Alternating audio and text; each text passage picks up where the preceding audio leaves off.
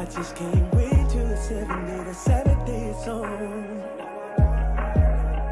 Don't know about you, but I can't wait to congregate. I'ma be excited when I pull up on the Sabbath. I'ma be on 10 like, yep. You know where I be every Sabbath, and every Sabbath I feel so on that like you don't know. That's the only place I can go to where everybody know who they are and where they come from. It's so amazing living in these last days. I stay waiting for the Sabbath day. I don't know about you, but I gotta tell the truth. I cannot wait till the sun goes down Friday. All this holiness shining bright enough to make this cottage feel like a mansion. It's finally Saturday. It's finally Saturday. Finally Sabbath and I'm feeling like all praise. Fresh out the plantation, keep my feet up like always.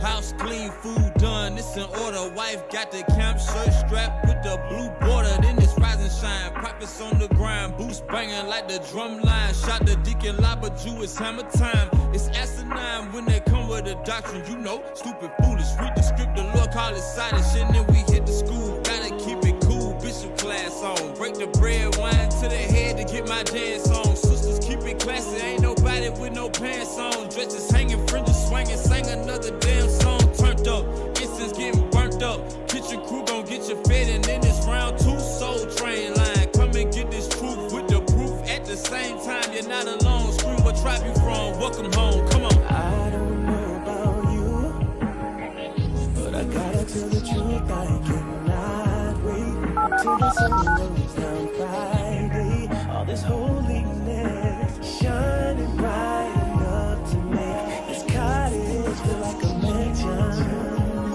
Your show now. Your show is scheduled to start in 36 seconds.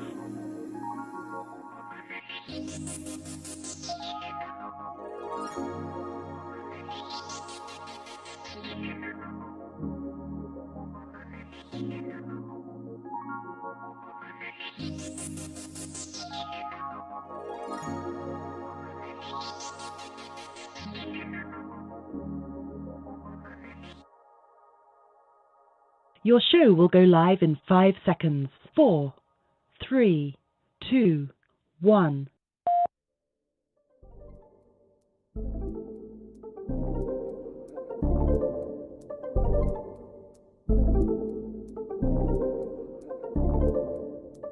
It's that time again. Yeah.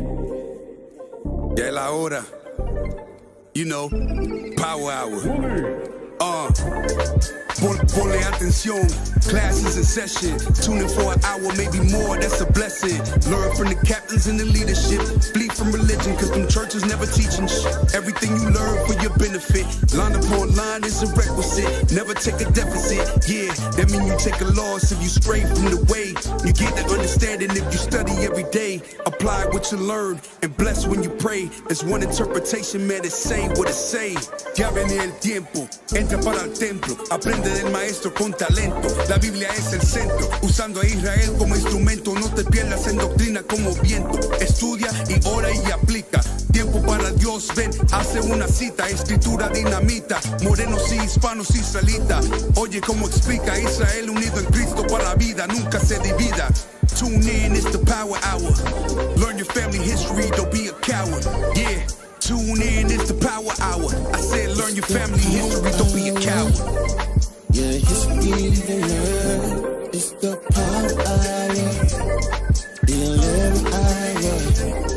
Tune in to your history. You know it ain't history. Power hour. The 11th hour. You know your history. 11th hour. Power hour.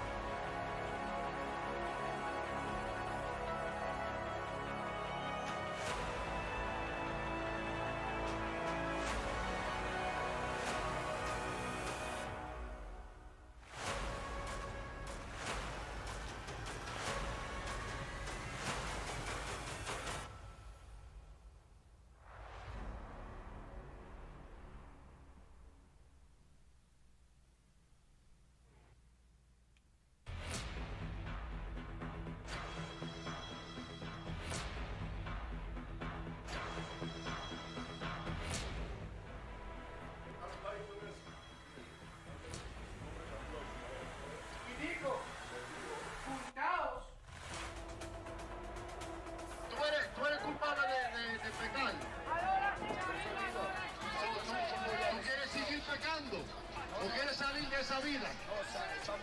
¿Quieres seguir pecando o quieres salir de la vida? Exactamente. Cada mujer le pertenece a un hombre, no un montón de hombres. De ahí es que llegan las enfermedades. Yo soy un doctor de teología. ¿Qué va de eso? Usted te ha enseñado por medio del Espíritu Santo, del Espíritu de Cristo.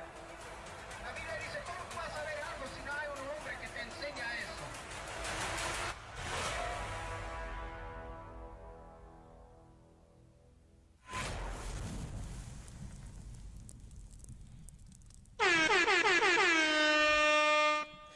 Shalom, shalom. Welcome to the Power Hour Plus edition. Deacon Joshua back in the house. I know I've been absent for a few weeks. Hi, sir. Nice to meet you. Hey, hi. I'm Deacon Joshua. Nice to meet you, sir. Nice to meet you, sir. Nice to meet you.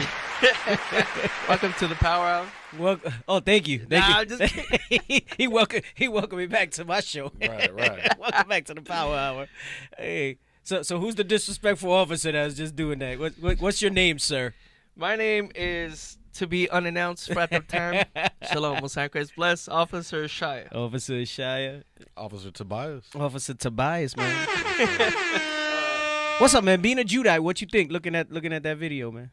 It's a beautiful thing. It's a beautiful thing. Yeah. We're getting closer. See the hot fire Northern Kingdom bringing? Yeah. Yeah. Okay. All right. Put some respect on it. Right. Oh, hey, Shalom Bishop Yawasop is in the house. He said the sound is very low, man. I don't know what you guys were doing over there. On the videos, brothers, Channel 9. Yeah. Come on. Yeah. It is what it is. Oh, he said we good now. He said we good on the sound.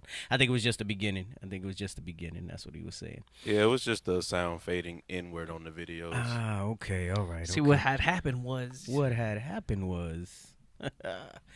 Man, so I'm back.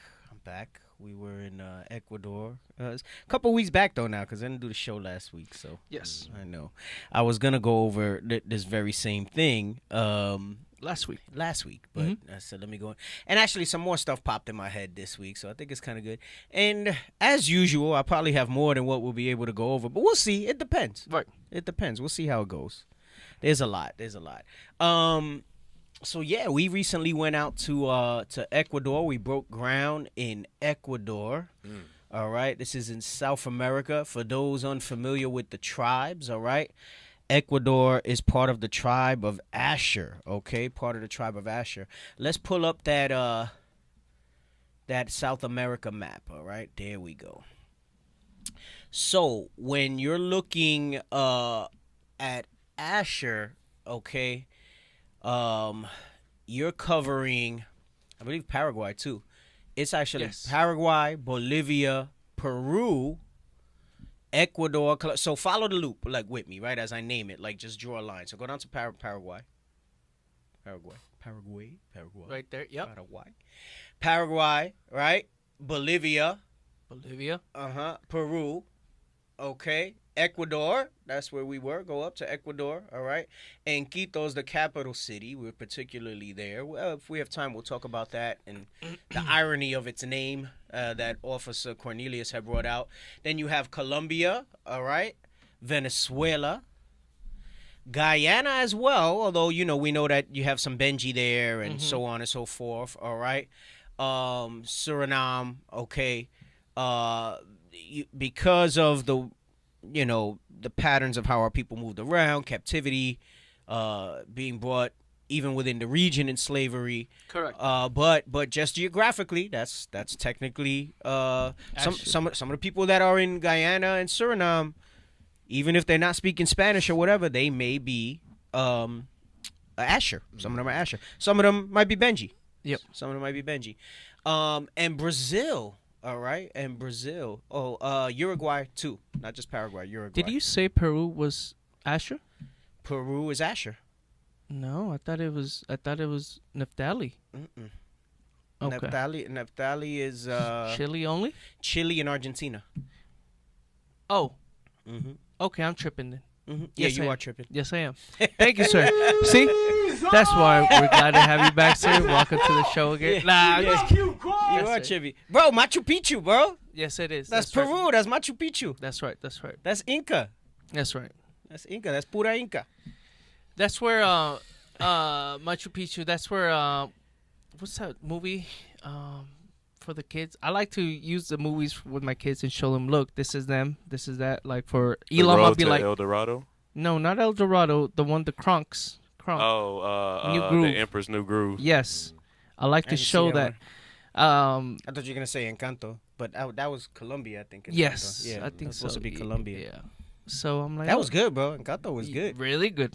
Bro, and they were all like fringed up and with dresses, like Yes. skirts and stuff like and that. they actually had like our brothers, dark skinned brothers. Even the dark-skinned Diesel sisters. sister was wearing a skirt. Yes, she was. Yeah, bro. The Diesel sister. That's Some right. big sisters. That's right. Right. So I know sometimes people get confused with the map and stuff like That's that. right. But Chile, look, it's real easy. Chile and Argentina's Naphtali, and the rest is Asher. Yeah. I didn't see Argentina. Right. The name. And then show Central America. Yep. Central America's, and basically anything that's not Mexico is Zebulon. Right. Easy way to do it, because I know some people are trying to remember it, right? And like, oh, who's there? Sometimes it's better to remember who's not in the region. So Mexico's Issachar, the rest of Central America is Zebulon. Now, I do want to say this. That you got people. They call it Mesoamerica, which is pretty much the Mayan and Azteca combined, but they don't know the prophecy of how Issachar and Zebulon would be together. So there's that lower central, that lower Mexico and Guatemala is just so much. It's just like Gad and Issachar. They were just so close that you don't know who's who. And I don't know if it's gonna come out in some of the wiki that we're reading today, but I think it mentions something about if we get to it. I was reading something that talks about going into what you're saying. How about, because we interacted with each other when we stayed here on this side of the world. I believe even as far as going down into Ecuador, what they found in some of the tombs was similar to stuff they found with Gadites and stuff like that. Correct. So they were saying like that it was something that Gadites found value on, and that the Quito is what historians called. They say was pre-Inca. Inca's the one that's the most popular. Correct. We know it's all the Israelites that were there, and probably a lot of the times these weren't names that we called ourselves. It was either lost in translation. So when the Spaniards came and they would ask us, about like who we were, we might have been saying a word, not understanding that they were asking us who we were, and the word might have meant something else. That's pretty popular with Taino, right? Because Taino, it says that we were saying, and it wasn't Taino. We were, history calls us Arawaks. You had Arawaks and Caribs. So anybody in the Caribbean that was not Benji was Arawaks. And even if that if you were what's Benji today, you would call Caribs. Right, and even that sounds like what Esau heard, so that's how they ran with it. So yes. So again, you have all these different names and stuff like that. But basically, going into what you were saying with the mixing, go back to the Central America map. It was, you could tell like there was things there where they had value in commerce. Yes. So that the Mayas, everybody that's not Mexico, right? And the Aztecs were the Mexicans, okay? So-called Mexican. Las Aztecas. I actually got that book. I got the Spanish version hardcover. And I haven't read the whole thing, but just in the first few pages, it talks about how their origin story when like the Dominican friars came and things like that. They had the origin story that basically it was like they basically likened it to that he was saying Moses and the Exodus and stuff like that. So, but anyway, so you see Mexico there. That's the Aztecs, and then anything that's not Mexico is the Mayas. All right, and then as you go back down, see how Panama's connected to Colombia, right? It's all, you can drive all that actually. I'm not saying it'd be easy. No, it's probably days and but days. But there's routes that you can take where you can actually drive from like here in the United States all the way down into South America, and then go back to the South American map. Because you see Panama's right connected to Colombia. So you see that little leg up in the upper left, connected to Colombia. Upper left corner. Colombia. That's Panama. All right, and it's connected to Colombia there. So meaning they didn't have to really travel by ship to get to each other. They could have took overland routes. And we do know that they had knowledge of navigation. All right, because you read that in Chronicles. You also read that in 2 Ezra 13. just how the very nature of how we got to this side of the earth. And there was a lot of trade and commerce. Like I said, if we get to it, we'll read it there. Actually, last night I was posted. Was it last night or the night before? I don't know. The night before, like the internet went out, like Google crashed, so like nothing was working. Oh wow. Yeah, I guess Google for like a couple hours, like nothing was working. Like I don't know if it was everywhere, but I know there was articles about it like the next day. Losing money. Right.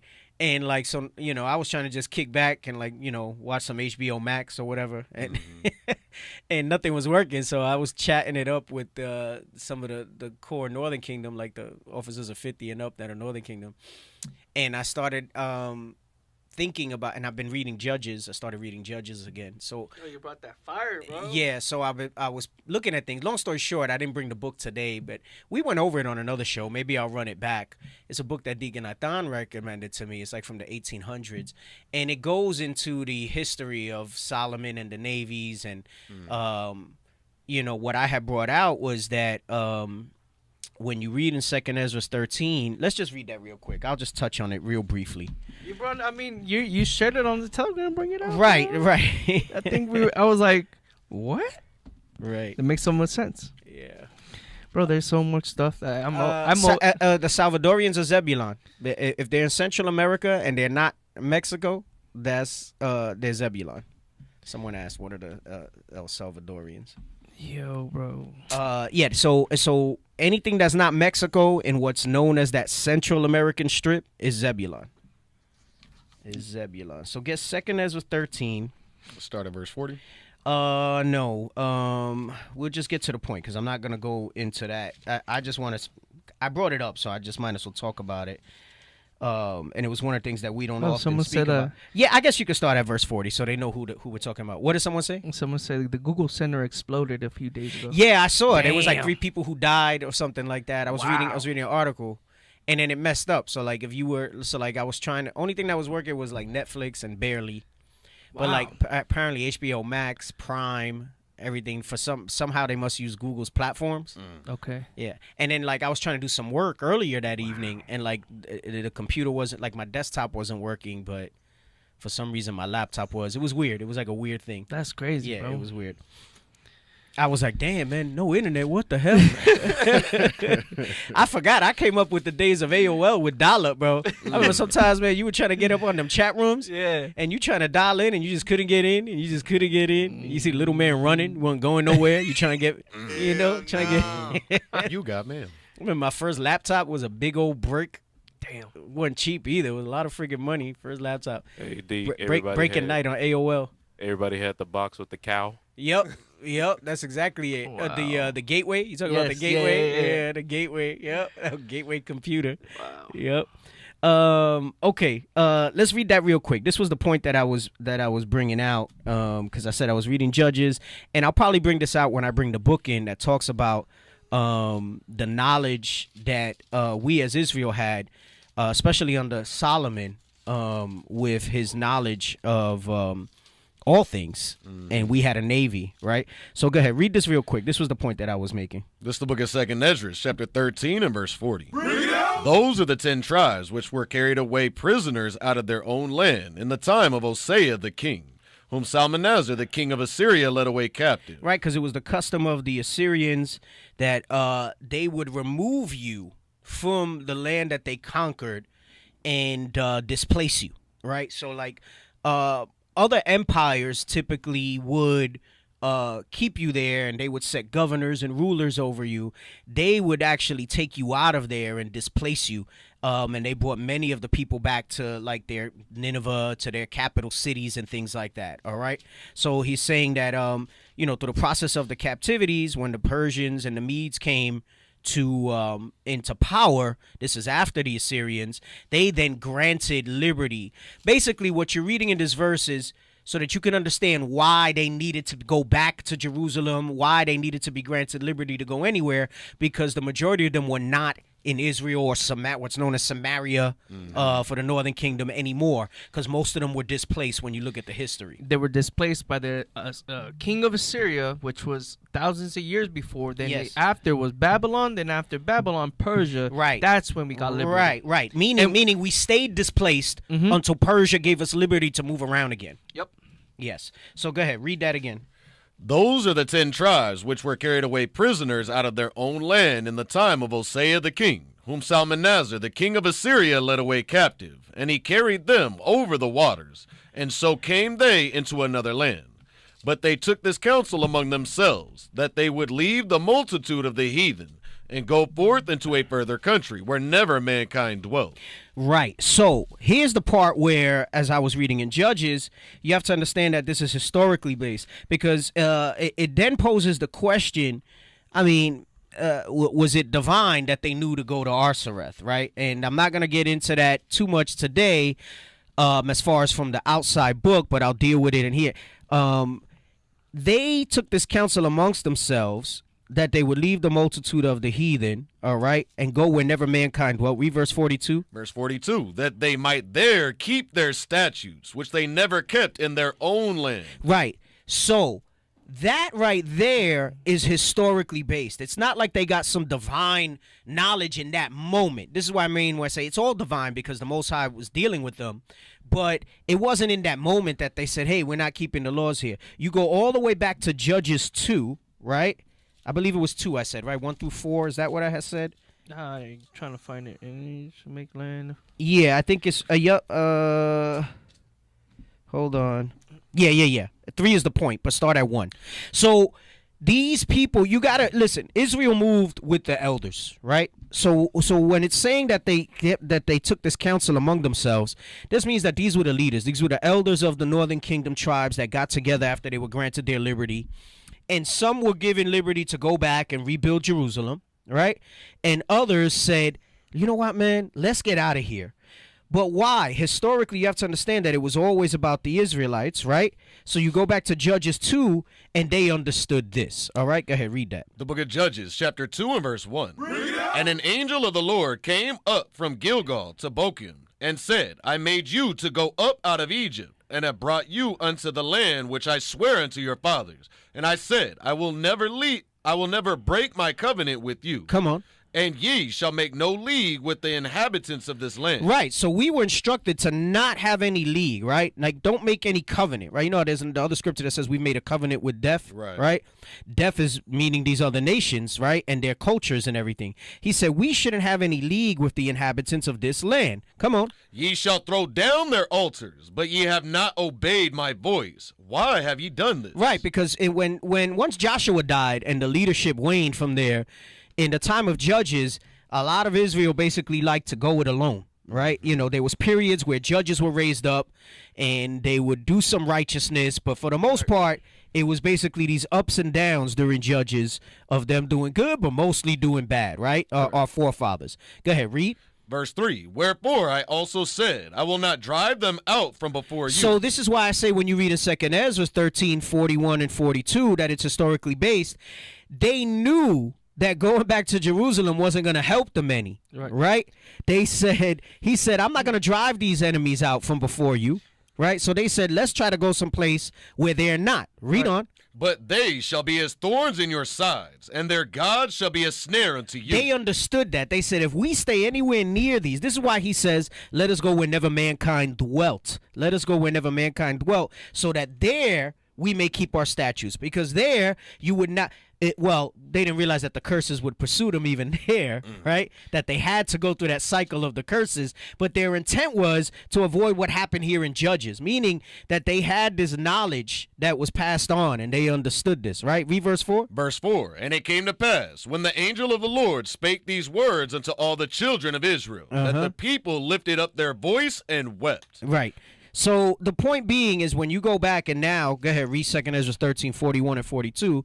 The book of 2nd Ezra, chapter 13 and verse 41. But they took this counsel among themselves, that they would leave the multitude of the heathen, and go forth into a further country. Right, because they understood what we just read in Judges 2. Come on.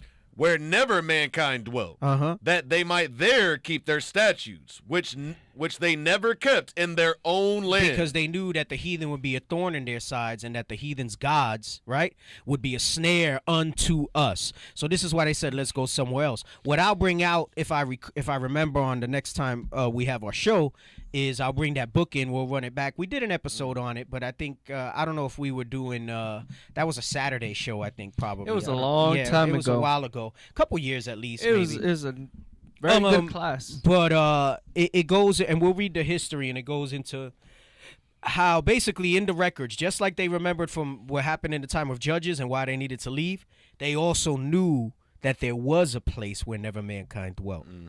And it's not because in that moment that they were given some divine divination. The Most High did his divinity with that when he revealed to Solomon this side of the earth.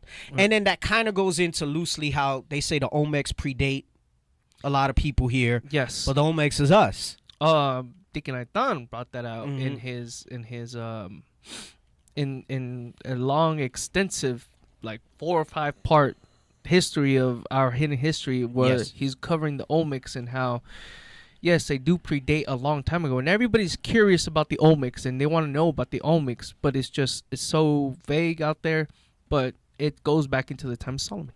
Right. It goes back to the time of Solomon and them knowing and having spent some time here. There's also, again, it's not, we can't say it was scripture, but like nobody really knows where Ophir was. And they try to tell you Ophir was on this side of the world. Exactly. Ophir, in theory, based on what we read and what we'll bring out, could potentially have meant this side of the earth as well. Right. And that's where all that gold and everything came from. And then also in the scriptures where it explains how the Navy ships took 13 years to come back into the land to Israel. So they would go out and then they would come back. And so it's a lot of scripture, a lot of history. Very good stuff. Very good stuff. We got brother asking about Dominican Republic. We have brothers in Dominican Republic. There is a Dominican Republic camp. All right, it's still in its infancy, so we do have some brothers there. If you're in DR, he says people haven't answered his emails. You know what? Gosh, I don't know if we don't have a DR email. I'm wondering who we can email to get an answer. Just tell. We can send them over to Joel Simeon. Okay. New York. So, but you're gonna give him post some information for yes, him? You can. You can email us at IOIC.Phoenix. I'm sorry, IOICPhoenix.IsraelUnite.org, and then we'll get you in contact with the proper channels, brothers and sisters, for Dominican Republic. Right. I have gotten in questions about DR before as well. So that was Christopher Jewell. Christopher, I'll post it up right now. IOIC Phoenix. Just email us here at IOIC Phoenix, and then I will personally send you over to the proper channels. All right, brothers and sisters. Right. Okay. No, Olmec was just us. All right. As far as which tribe, it was. Remember, it was under all the kingdoms. Right. The United Kingdom under Solomon, meaning the Olmecs was just us. It wasn't just Issachar. That means it was basically all of the tribes potentially that made the journey over. All right. At that time. But yeah, so for Christopher Jewell, he was getting impatient. Yeah, brother, we're not like checking the feed like that. We're in the middle of breaking down scriptures. All right. Okay. And then someone asked about who the Colombians are. All right, let me run this through on the map again. All right. Real easy way to remember this, okay? Pull the map up for everybody. Let me run this through on the map. Okay. Starting with Uruguay. Start with Uruguay. I had started with Paraguay Down. before. No, right there. Down. No, go back. Start with Uruguay. It's a purple at the bottom right there. Yep. Okay. Zoom in a little more. So Uruguay, okay. Paraguay. Jump onto Paraguay. Bolivia. Peru. Ecuador. Colombia. Venezuela. Guyana. Suriname. I don't know what Cayenne is. And Brazil. That's all the tribe of Asher. That's all the tribe of Asher, okay? And then Chile and Argentina is Naphtali, okay? So like I said, the easy way to remember this, Chile and Argentina is Naphtali. The rest of the country is Asher. Right. The rest of the country is Asher. All right? Easy way to remember it. Just like I said, Central America. Mexico is Issachar. The rest of what's known as Central America is Zebulon. All right? Easier to remember it that way, I think, than like if you're That's exactly how you remember it. right, then going into it and try to remember what each one is. Okay? So but yeah, it don't matter. Look, I don't even like to say I'm very white looking, because people who know so-called Latinos know that I'm not, that, like, we look different. Right. There's a difference. It's not exactly like, no. Because like look, you light skinned, but you could tell there's no way that you're a white person.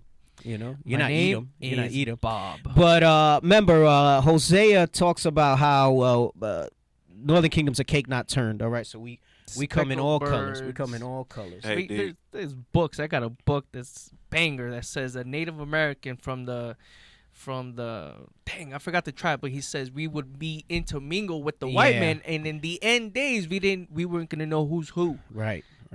Oh, Christopher Jew. Yeah. So email iuic.phoenix@israelunite.org, and then we'll put you directly in touch with somebody. What happens is when you're contacting the main thing that goes to Deacon Asaph fields a lot of calls, a lot of emails, and sometimes things get lost in the mix. All right, it gets lost in the mix. So just go ahead and email iuic.phoenix@israelunite.org, and then we'll make sure that we put you in direct touch with the men that are over Dominican Republic. All right, and we can loop you in if you're down there with the brothers that we got down there. All right.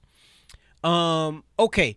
Hey, put up the Ecuador ad, like the pictures for the Ecuador ads, and then I want us to share the link to the Ecuador YouTube page. So we broke ground in Ecuador. That's right. And we set up the IUIC Ecuador page. So if you want to see camp footage from there, I know maybe if you don't speak Spanish, you know, you could kind of figure out. You'll hear the scriptures coming out, and you'll get an idea of what's being taught. Right. Go ahead and subscribe to the socials for IUIC Ecuador. All right. Listen, all Israel will be saved. Right. Meaning 1/3 from all the tribes need to be saved. So let's support the Spanish pages, right? For years, people were like, "Oh, Northern Kingdom's not doing anything. Northern Kingdom's not doing." We've been doing Northern Kingdom's doing stuff now. Let's get the support from the rest of the tribes. Even if you don't speak the language, don't put in your head and say, "Oh, but I don't speak the language, so why am I going to subscribe?" Listen, do you know how these algorithms and all this stuff works? But if you got a lot of subscribers, if you got a lot of notifications and activity on there, it'll drive the people who do speak Spanish there, and they'll get attention, and then you got more souls that can then wake up from this. All right. So, go ahead. A lot of people may have people on their friends list that they don't know actually speak Spanish, who may have family members that speak only Spanish, right? So they can share it with them and get it out there. So, hey, brothers and sisters, I actually shared the Ecuador page on there. So go ahead and like and subscribe. And also, I shared the Israel Unido en Cristo, the main Spanish one. Just like IOIC in the classrooms, I did the same one for Spanish one. We go there throughout the week, just like on IOIC in the classrooms too. There's every day from Sunday through Friday, we have classes going on live.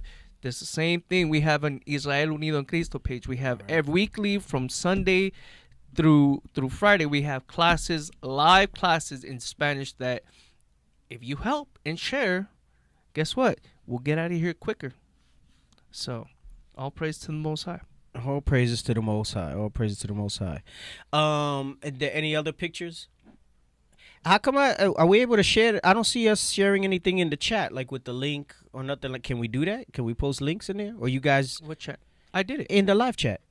Are you doing it on the Classroom 2 page too? Yeah. Are you seeing the Classroom 2? And Phoenix. Okay. All right. I didn't see it. Maybe I missed it. But make sure you're posting it in there. Okay. All right. Any other pictures? Why do they just keep putting pictures of me? I got other. It wasn't just me. Look, there's Captain Javier. That's all of them, D. Okay. A lot of the ads just had you on there. I mean, that's how it played out. All right. I guess. All right. Northern Kingdom got one finally. So. Let's go. That's So right. they put me out there, man. Right. I don't like my face out there like that, man. All praises. Oh man. So I sent a zip file, some of the pictures. But before I get into some of the things I wanted to bring out of things I noticed there, I wanted to share some of the photos. You know, I know we do these things in ads. Maybe some of these things might not get posted or whatever. Just so you guys could kind of see. And it's probably something that whenever we break ground, I'll typically try to do so you guys can get an idea, especially if you're not Northern Kingdom and you kind of want to learn a little bit and see what's out there. Remember, Northern Kingdom, we have 10 parts. Right. I'm just saying. I'm saying we got 10 parts, so there's a lot of us that you gotta roll with. They said IUS Ecuador won't pull up on Facebook. Okay, maybe they made the ad and Facebook's not ready, right? Yeah. Hey, Issachar 12 Tribus. Hey, that's one thing I'm gonna tell you right now. Northern Kingdom gets a bad rap when it comes to Cristo Negro. And I'm gonna tell you something right now. I was talking with Bishop Kanai about this, all right? And it's Northern Kingdom here in the United States that often has an issue with that. But that has not been my experience when I've gone to countries where America's influence is not that heavy. There might have been, I could count on one hand how many people were against the image in Ecuador. On one hand. The only other reception that was greater than that with the image was Cuba, where everybody there, nobody bucked up against it there. Right. But we had like maybe 5 that in Ecuador, if that. But whenever we brought, because we're ready, because we know that that's our experience here, that you're going to bring out the true depiction of Christ and that you're going to get the pushback. Nah, man, let me tell you something, especially the way Southern Kingdom, the way Judah, these Christian Judites, been defending white Jesus lately during this Christian blitz. I think Southern Kingdom needs to back up off Northern Kingdom with Cristo Negro, because Cristo Negro was pretty accepted where we went. All right, Cristo Negro was pretty accepted. That's true. I was teaching an Astro brother from Colombia, and he was like, yeah, like no.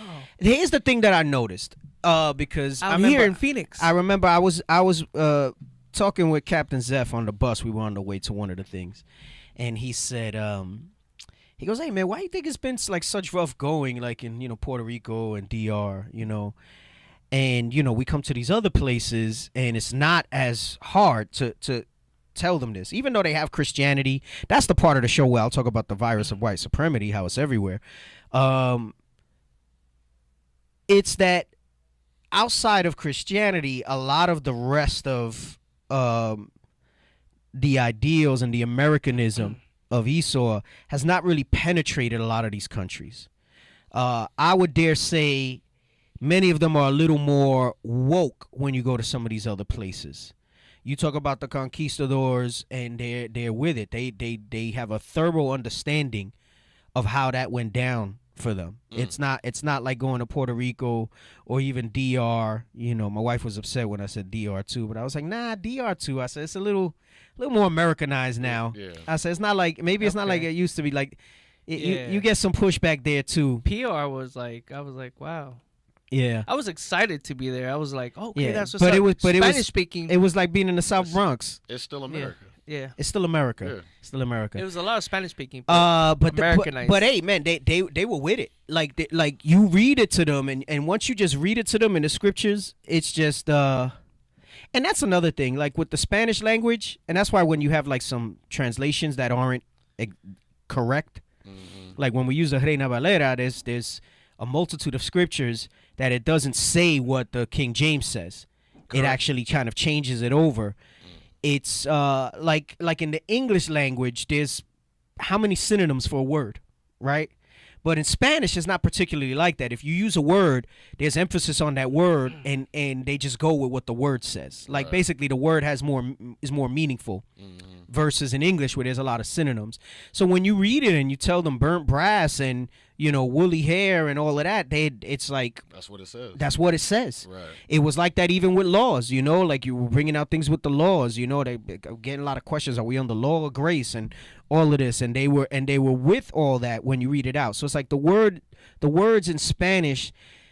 tend to be a little more potent. This is my assessment on it. So I told him I feel like when you go to these other places, though they have white supremacy there because they have Christianity, and a lot of other things, it's not there. Now, one thing I did notice was pretty prevalent, and we'll get into it in a little while when we read the article, the LGBTQ thing is spreading everywhere.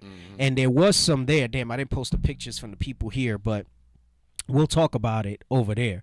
And we're working on trying to fix the deficiencies in the Reina Valera. Lord's will, we're going to put out a complete Spanish Bible with the Apocrypha. It'll be the King James. Well, basically, it'll be the Reina Valera, but we're going to make sure that it's accurate to the King James translation for the scriptures that we have that are mistranslated.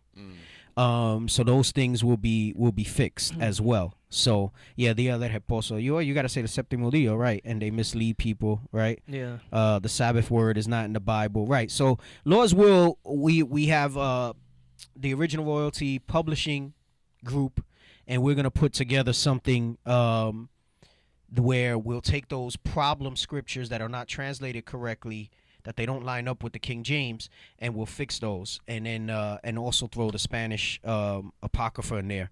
So we'll sell like one complete Spanish Bible for that. So the Spanish Apocrypha is already done? It is. It's just not in print yet. So Okay. we were having some issues with that. Some brothers have printed it, so we do have one that they take with us on trips and stuff like that. But we're gonna do something real nice. So we'll do the standalone Apocrypha still. Excuse me, because the whole Bible will take a little longer to get done. But the intent is that we just do one complete Spanish Bible with the Apocrypha. Nice, get it leather bound, or at least bound like we would a regular Bible that you have, like not paperback or something like that, that we could take into the battle. So Lord's will, that's coming down the pipe. All right, that's Lord's will, that's coming down the pipe. I'm not sure how much it'll cost. It depends on how much it costs us to produce it. So we'll have to see. Yeah, you'll see the Apocrypha in Espanol before you see the whole Bible, because that's done already. We're going to put that out because it's going to be needed for these trips too. So, hey, and I want to say concerning like those things, y'all brothers and sisters, y'all see how there's so much to be done. There's so much work to be done. So if you haven't visited a school, what are you waiting for? If you haven't been a part of the congregation, what are you waiting for? The kingdom of heaven doesn't come by observation. We need brothers and sisters putting in work. Exactly. But you need to be established. You need to build yourself up. We're not just gonna throw you in and let we don't even know you, right? We haven't proven you, but there's so much work to be done that we need laborers. We need quality laborers to bring forth this truth, because we have 10 parts. Just like Southern Kingdom, there's a lot of brothers. I'll praise to the Most High. The leadership's going to Africa. They're going to Europe, but then now we also got to hit South America, Mexico, Central America, and we need laborers. Yeah, so we do. And one of the promos, what I'm essentially saying in Spanish is that I feel we have enough teachers at this point that we can go and hit these places. We have good, solid Spanish-speaking men that can go and do it. But it's the after that's critical. And that's the point that I was trying to make. Those are snippets from an interview they gave. I was exhausted at that point. That was the last day. And my point being is that we break ground, but then we got to support these places afterwards. And that's where it's going to come in heavy, where we have these other people who can, maybe you're not the one that's going to go out and teach on the street, but you can translate, you can edit, you can do certain things in that regard that'll help us push the things out, push social media, advertising, so on and so forth, right. I'll tell you one thing that I noticed too when you go to a lot of these countries,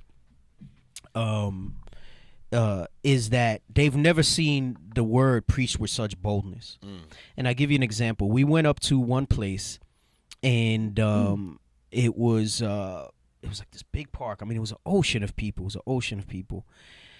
And there was like a little group there with a speaker in there singing and dancing, and the brother from there tells me, he goes, "Oh yeah, that's the Christians prophesying," and they're just singing and dancing. So I said, okay, we gotta set up camp right here. I said we're gonna drop camp right here. I said, and we gonna go in on this right here. So they turned their thing down because and I'm telling you, the crowds just came, and it's because they see the boldness. You saw that when the apostles preached, and even Christ, and they were like, my gosh, these people are preaching with such boldness. Right. They've never seen. So though they've had the Bible twisted and taught to them, they've never seen the authority that learned men come and teach the Bible with, and that by itself draws them in. Like, that becomes a spectacle, but it demands attention. So a lot of people are like, oh, why are you teaching this way? Well, first of all, the Bible says that, right? It talks about shaking the finger, exalt the voice, lift up your voice like a trumpet, Right. show your people their transgressions, right? And when they see that, though, it speaks to their soul. Right. It speaks to their soul, and it grabs their attention. Here in America, they're desensitized to that because we're always marching. We're always, even if you never come across the Israelites, you always see a display. You always see a spectacle. Not so much in some of these other countries, and that's why I've noticed as we've broken ground in some of these places, it's become somewhat. And I wouldn't be surprised when we break ground in Guatemala if it's the same thing. The brothers, I wouldn't necessarily call it breaking ground, but they've done short trips to go to Costa Rica and Panama and things like that. Even then, it's like just masses of people.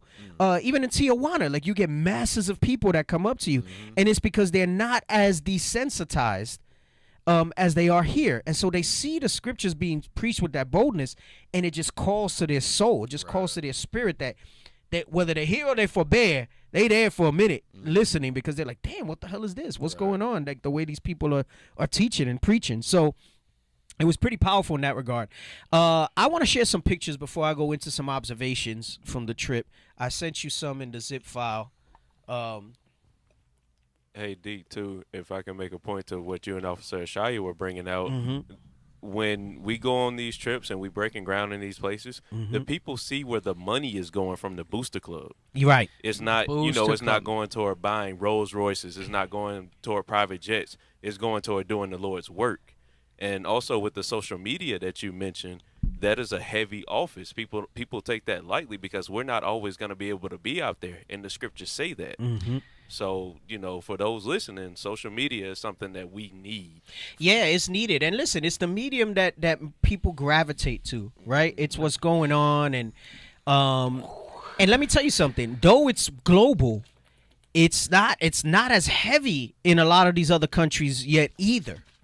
So it's basically, it's still kind of really getting its hold and things like that. So it's basically wide open, for people to understand and have a medium to see stuff. What were you I gotta find it. You got excited. All right, so I'm gonna show some pictures, some shots. Maybe some of these you've seen in advertisements. Some of them maybe no. That's the radio show. All right, go ahead. That's a good picture. Yeah, these brothers that took these pictures are good, man. These brothers that took these pictures. Shout out Officer Asher, Officer Joshua. I am sitting. I'm not standing. All right, that is a seat behind me. It's just a high seat. I was looking at it and I said, damn, I look like I'm standing. Like, go ahead. All right, it's Captain Zeph. All right, bringing it out. Go ahead. All right, that was the first day radio show. Captain Abiel. All right. Again, these are veterans. That's the other thing. I was telling the crew we had out there, we got like our veterans. Right.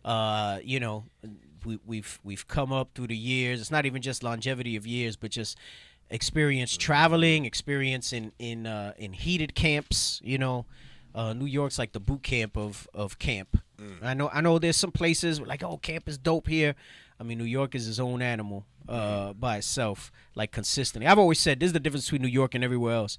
You could pretty much go to any corner in New York City and drop signs and start teaching camp, and you're going to have people coming by. That's how many people. Yeah, it's just, yeah.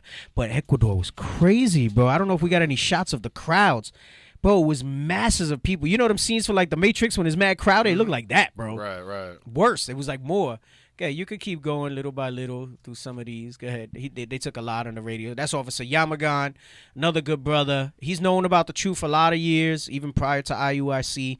Then he came back. He's been with IUIC for some years. Strong brother, passionate, devoted, good teacher. Yo, and I want to say that Officer Yamagan, Captain Abiel.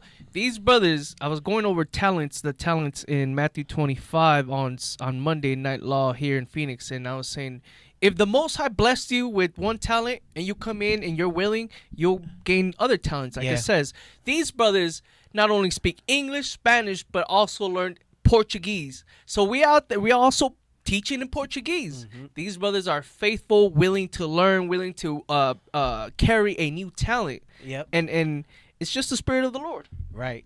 And there's an exchange of gifts on these trips too. Like people see things we pick up from each other. Go ahead. Any more? No, go back. Run back. So Captain Abiel, I've mentioned this in on the side sometimes before. Captain Abiel and I came into truth at the same time, right? I found out about it, and I called him over to my house the next day to tell him about it.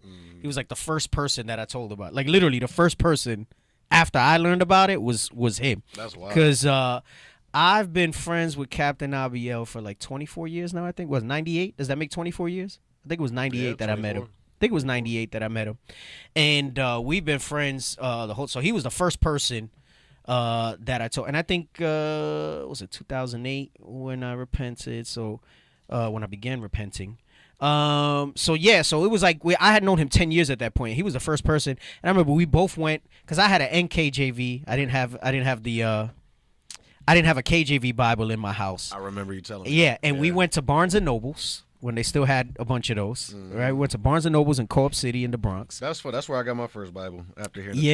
We went. We each bought a KJV, and they happened to have, which at that time it wasn't very common.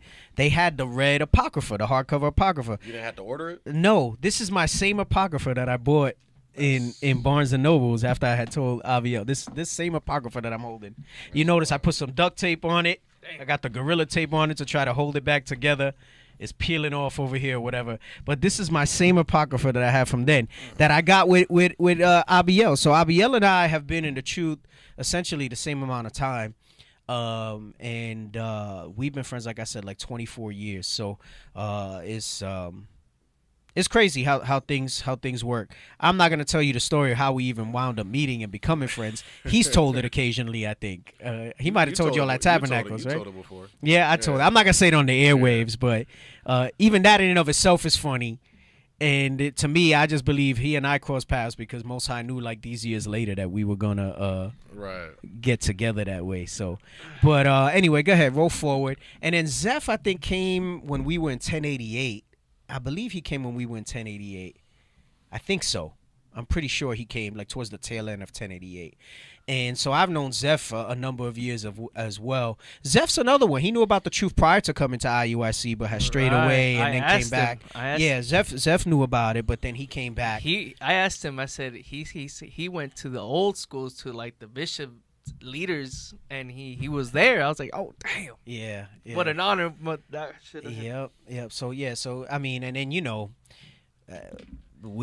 I mean, there was some other Northern Kingdom with us at that time, but like for the most part, like we was left of like the original, like from that group, right? Like from that early group. It's just basically us. So, I say that we the originals. Like they had a picture of the three of us. I said we the originals. Like we the originals. So that's all praises. Yeah. So we've been all praise to the Most High. Lord's will we continue to endure. Right. We've been going at it for a long time. We got Joshua. We got Tobit. We got Hosea. We got. Yeah. So it's only fit. Like, bro, I'm telling you, there's something about man, when you get to that point when you go traveling, it's not just the teaching the people and stuff like that, but you start to it's usually a certain group that you go with. It's not always something different. Like there's just certain men that have that evangelical spirit. Right. I don't think I do, but then what you're just saying about how multiple gifts and stuff like that, like. So I guess I do because I have done my share of traveling. Just it's very spaced out on occasion. It's developed over the years. I guess. I definitely see myself traveling for like Southern Kingdom and things like that. No, because that's like Deacon Isaac has traveled, Captain Hananiah, the bishops, right? They travel a lot like that. But now, Lord's will, I might be prophesying here. No, I'm just kidding. He said, Hey. "No, Paul's mission." Now, No, I mean, I think Now- I think for Northern Kingdom, we've hit at least 10 countries. now Northern Kingdom, your office might start Because if you count developing. the quest, when we went on the quest when it was Northern Kingdom, we hit, I think, 4 spots there. Okay. We've gone to PR, we've gone to DR, we've gone to Cuba, we've gone to Mexico, and it's almost 10. So it'd be like eight spots. Now Ecuador. Northern Kingdom's coming, so you're Right. traveling. Well, we your working on the office. next trip. This is why you got to support the Booster Club. That's all right. right. You see it along the bottom on the lower third there, on the streamer. Donate to the Booster Club. I see that fundraising at IsraelUnite.org. Correct. All right. We trying to do 3 countries before the year is out in one trip. So we'll see if that comes to fruition. So we're trying to go for somewhere in the area of a few weeks, and hit 3 countries more. So, but go ahead, keep going. So you have your certain groups that you go with. I've traveled with Yamagan. I mean, I've traveled with Abiel and Seth before, but I've traveled with Yamagan before. I've traveled with Cornelius, that's my dog. Go ahead, keep going. Hey, D. Yeah. Check out those beard gains, though. You know? Yeah, that's not Photoshop. That's not Hey. the beard was looking healthy in the land of the Incas over there. The beard was looking healthy. Go ahead, keep going. It had natural oils coming down. Go ahead. Keep going. All right, so that was like outside the radio show. We started dropping off flyers and stuff like that. And actually, it's wild because they were coming up to us asking us for information. After hearing you teach, No, this was just them seeing us. they saw it. Man. Bro, I'm telling you, That's that there's city something set in on the hill. spirit, bro. I'm Yeah. telling you, there's something in the spirit they see. And that's what I'm saying. Like, they've never seen things like that before, you know? Go ahead, come on. I heard Deacon Abiel talking about how there was like a brother walked up to him when he was going through like Walmart. He's like, "You know something that I need to know." Go And go then he back just real started quick. teaching him. Officer Asher, what's going on with this, bro? Why do you look gray? I know. I'm just And kidding. then he got me like, I don't know, it's like standing up, my stomach don't show that much, but like when you sit down, you get a muffin top. Officer Asher, he that's your got first me strike. bent at the hips. So it's like my stomach's not that big, all right? It's Officer Asher, Officer Joshua, that's strike 1. My stomach's not that big, all right? Go ahead, keep going. Right, so we head out. That's Cornelius. That's Officer Cornelius. Brother been around a long time too. That brother, man. Strong brother, man. Strong. He's probably one of the more popular Northern Kingdom teachers.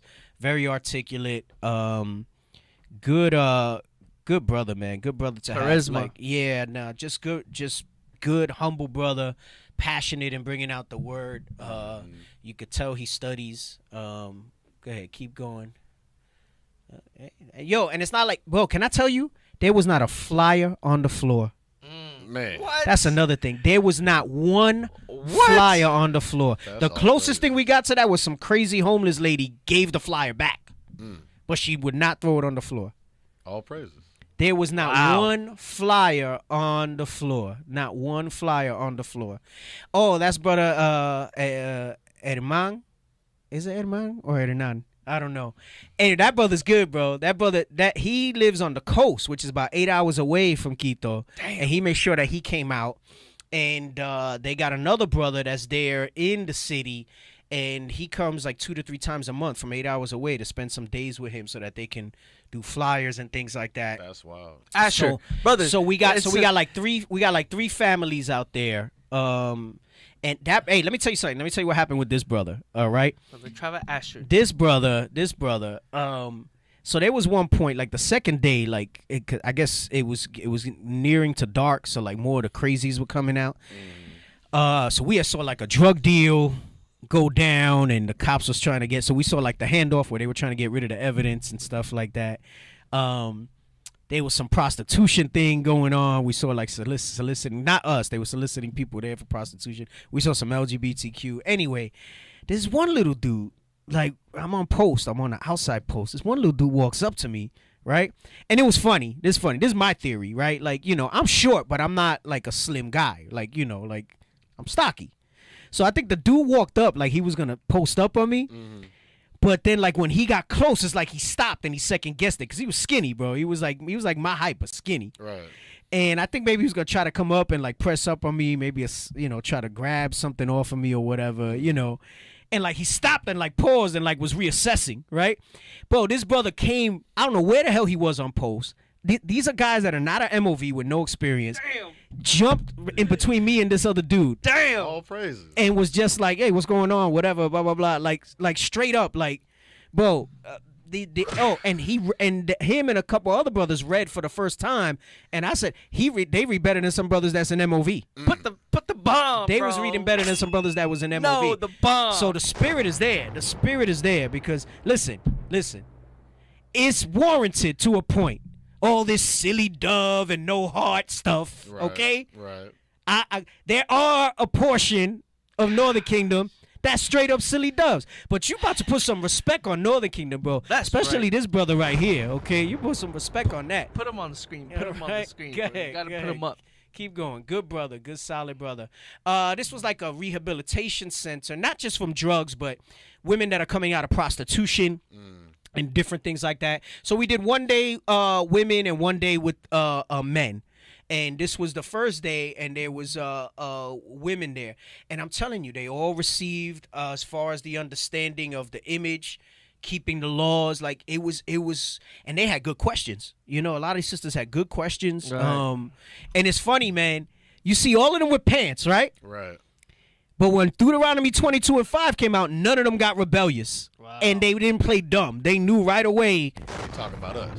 They said, damn, yeah, we wearing pants. Right. Yeah, you know what? We got to change that, right? Anyway, go ahead. Keep going. These are clips all in there. Keep going. All right, so we had Cornelius present, and then the set when we did the men, Yamagan presented. Go ahead. Keep going. Keep going. All right. Oh, go back, because I don't know if we have another picture of the brother. Go back. Go back. That brother over there. Zoom in the corner, the dark-skinned brother, Asher. And he's not like somebody, he's not an Asher citizen. He's like from there. Speckled All right. So you see the different ranges, okay? That's brother Daniel, I believe. That's Daniel. Good brother. His wife is out there too. She's she follows us also. Solid brother. He's the one that lives in the city, right? He helped make a lot of the arrangements for us and everything out there. Good brother also. Got a lot of zeal to do the work. Go ahead, keep going. Keep going. Keep going. I'm trying to get my beard like Cornelius. Go ahead. man. I'm trying to get my beard like Cornelius, bro. I'm getting the grays. They starting to come in. I'll have that soon enough. Go ahead. Keep going, keep going, keep going. Just want to share some of the imagery. That brother's a badass. Go bro. back, go back, go back. Look, speckled bird. Look, just down the row. All right. Keep going. Keep going. Okay, just keep going. Just keep flipping through. I'll tell you when to stop. That was some camp shots. All right. Okay, keep going. Officer Asher. Officer Asher. Yeah, he was in the 300. Hey, that brother's a good teacher, man. Yeah, bro. He's a strong street teacher, man. And he is incredibly talented with the camera, man. Like a lot of these shots that you're seeing, that was him. Officer Joshua will show up in some of the pictures too. And he's single. Oh, that's right. He's single. Officer Asher is single. That's right. He's single, right? Mail-in address for donations if you want to send checks or money orders. It's IUIC, P.O. Box 2695, Newburgh, New York, 12550. All right? P.O. Box 2695, Newburgh, New York, 12550. And just note that you want it to go towards the Booster Club, and we'll make sure that we allocate it to the travel fund for when we do this stuff. All right? Someone said, ¿Cuándo vienen a Peru? Laws will soon. Maybe you're the one that's going to get us over there, Carlos. Let's see. Reach out to IUIC.Phoenix at IsraelUnite.org. We're looking for connections in each country, and if it's feasible enough, we'll come out, because we like to come out and ideally have things arranged, like where we know where we're going and stuff. It's not always like that. Sometimes we have to go ahead of time and scout the areas and do stuff like that. But if we can get some contacts on the ground that can pave some way to us, we'll line it up. All right. That's Daniel again in the background. All right. He was filming with his camera. Go ahead. Keep going. Hey, that sister was Levi. Levi was over there in Ecuador too, man. You talk about dispersed. Levi was over there too. Go ahead, keep going. Keep going. Yeah, so Asher did a great job. Look at them. They all intently. Oh, gosh, that prick. Go ahead. That. Him? Man. That's the one that if you see me like shouting, I was freaking. ¿Dónde? Enséñame! Yeah! That freaking guy, bro. Hey, was that the one I was asking you about, D? That's the one. Yeah, Okay, he said all Puerto Ricans are heroin addicts. Me and Abiel got vexed. Yeah, bro, he said that. Yeah. I mean, he ain't wrong. A lot of Puerto Ricans are heroin addicts. But Wow. but damn, bro. Freaking. Wow. Yeah, man. Keep going, bro. Oh, supposedly he came all proud. He said, I have my doctorate in theology. So he asked me, are we under law or grace? I said, we're under both. So I showed him John 1:17, right? He said, see, that's Christ, right? I said, no, look at it. It says grace and the truth. I said, what's the truth? So I went to basic stuff. I went to Psalm 119, 142.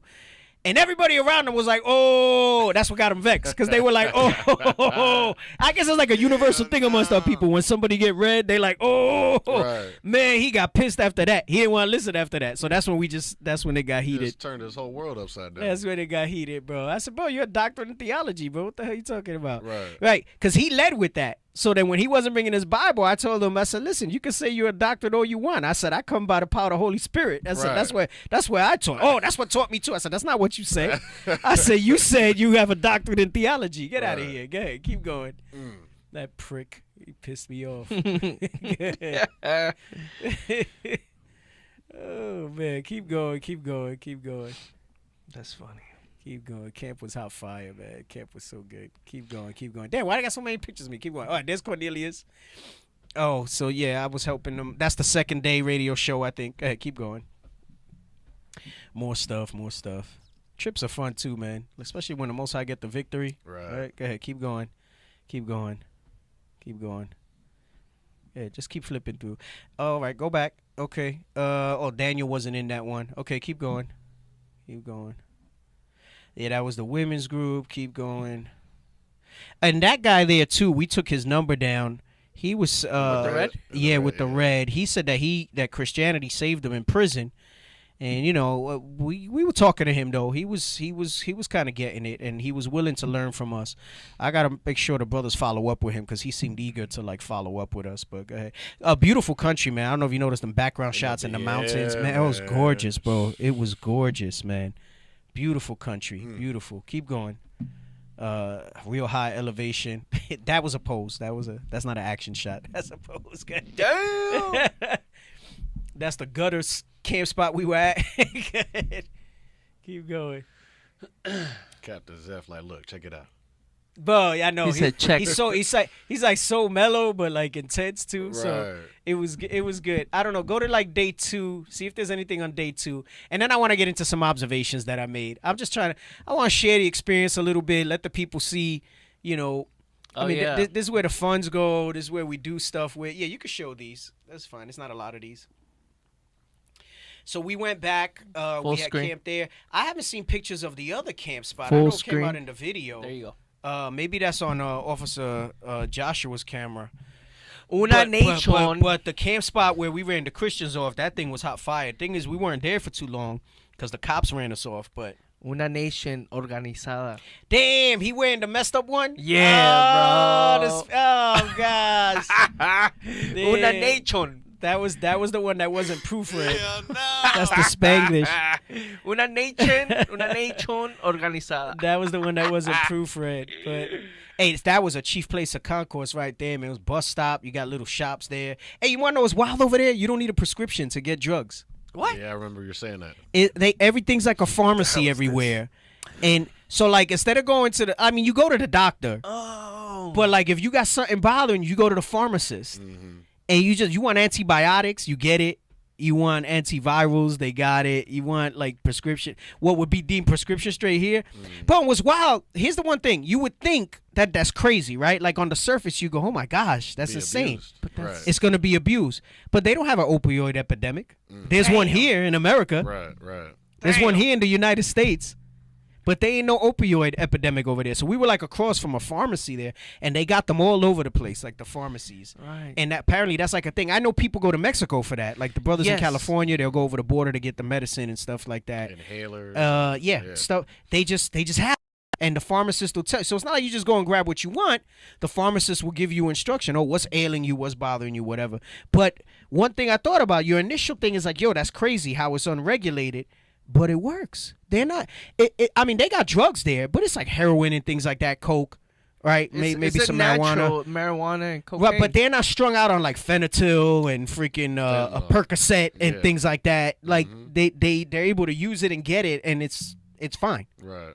So it's wild. It's crazy. Hey, Dick, there was a class that you did where you talked about how like the doctors over there are better. Like in that lower I region. was reading. That's right. When we were doing the thing in Cuba. Cuba, Yep. we're talking about they're some of the world's best doctors. Colombia outranks the United States as far as their medical system. Venezuela does as well. Brazil as well. Like the medical system and the doctors there are of higher caliber. But if you have that American mindset and ignorance, you're thinking, oh, they're not as, they don't have as tall and nicer buildings as we do. They don't have as, listen, The some of the infrastructure is a little lacking from what you're used to here. I'll definitely say that, especially if you live in a place like Arizona. That's a relatively newer state, newer city, so the infrastructure is a lot more spacious. The roads aren't jacked up and stuff like that. So you got stuff like that in these places. But I mean, and it goes back to that, if you have that mindset of that they must be inferior because they're not American, that they don't speak English and things like that, you have the same mindset that the colonizers had when they came over here. That's another thing I'll have to run back in prime time. We did on a Saturday show where in the book American Holocaust, remember we were reading about how when the Europeans came over to this side of the world, the way our sewage system worked, the way our water system worked, the way they said we had cities and commerce unlike anything they'd seen in Europe, and supposedly that was the civilized world. But documented, that's not the case. Like the journals of these conquistadors said how we were much more advanced than them in many things. Cleaner. Where they were more advanced than us was in what their blessing was, which is weapons.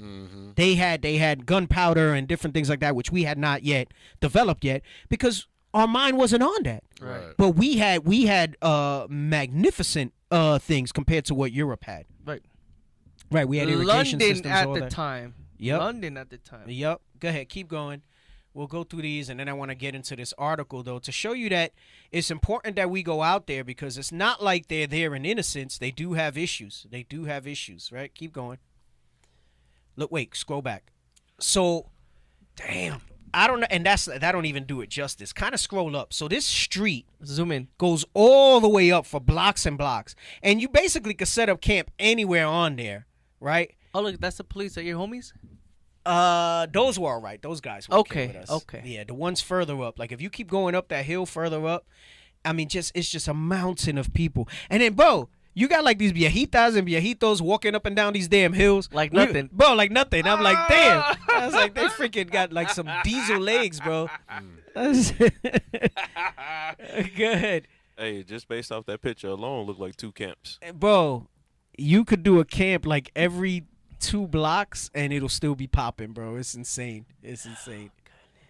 Bro, I can't wait to go back. Oh, so go back. That's the other brother. There on the right, see, he's reading for Captain Abiel. Okay. That's Toño, all right? A little newer as well, but also very eager, all right? He also, I think, lives near the coast. And it's funny, he was saying one of the hardest things for him, well, more for his wife, was seafood, like shrimp. Because they live by the coast, so they eat a lot of shrimp. Right. It's cheap. It's cheap. So but she's falling in line with him because she saw that he wasn't eating it, so they stopped eating it. And crazy. Hey, that's the other thing. I was talking to Bishop Kanai, and he said, listen, man, when he was saying Northern Kingdom gets a bad rap about Cristo Negro, that most of the time Northern Kingdom typically, I mean, what we're seeing more of is that they will accept it. Again, unless here in America, they're all crazy here. And North Mexico. North Mexico. But he said that He said the issue in Cuba was pork. That was heavier for them than the image of Christ.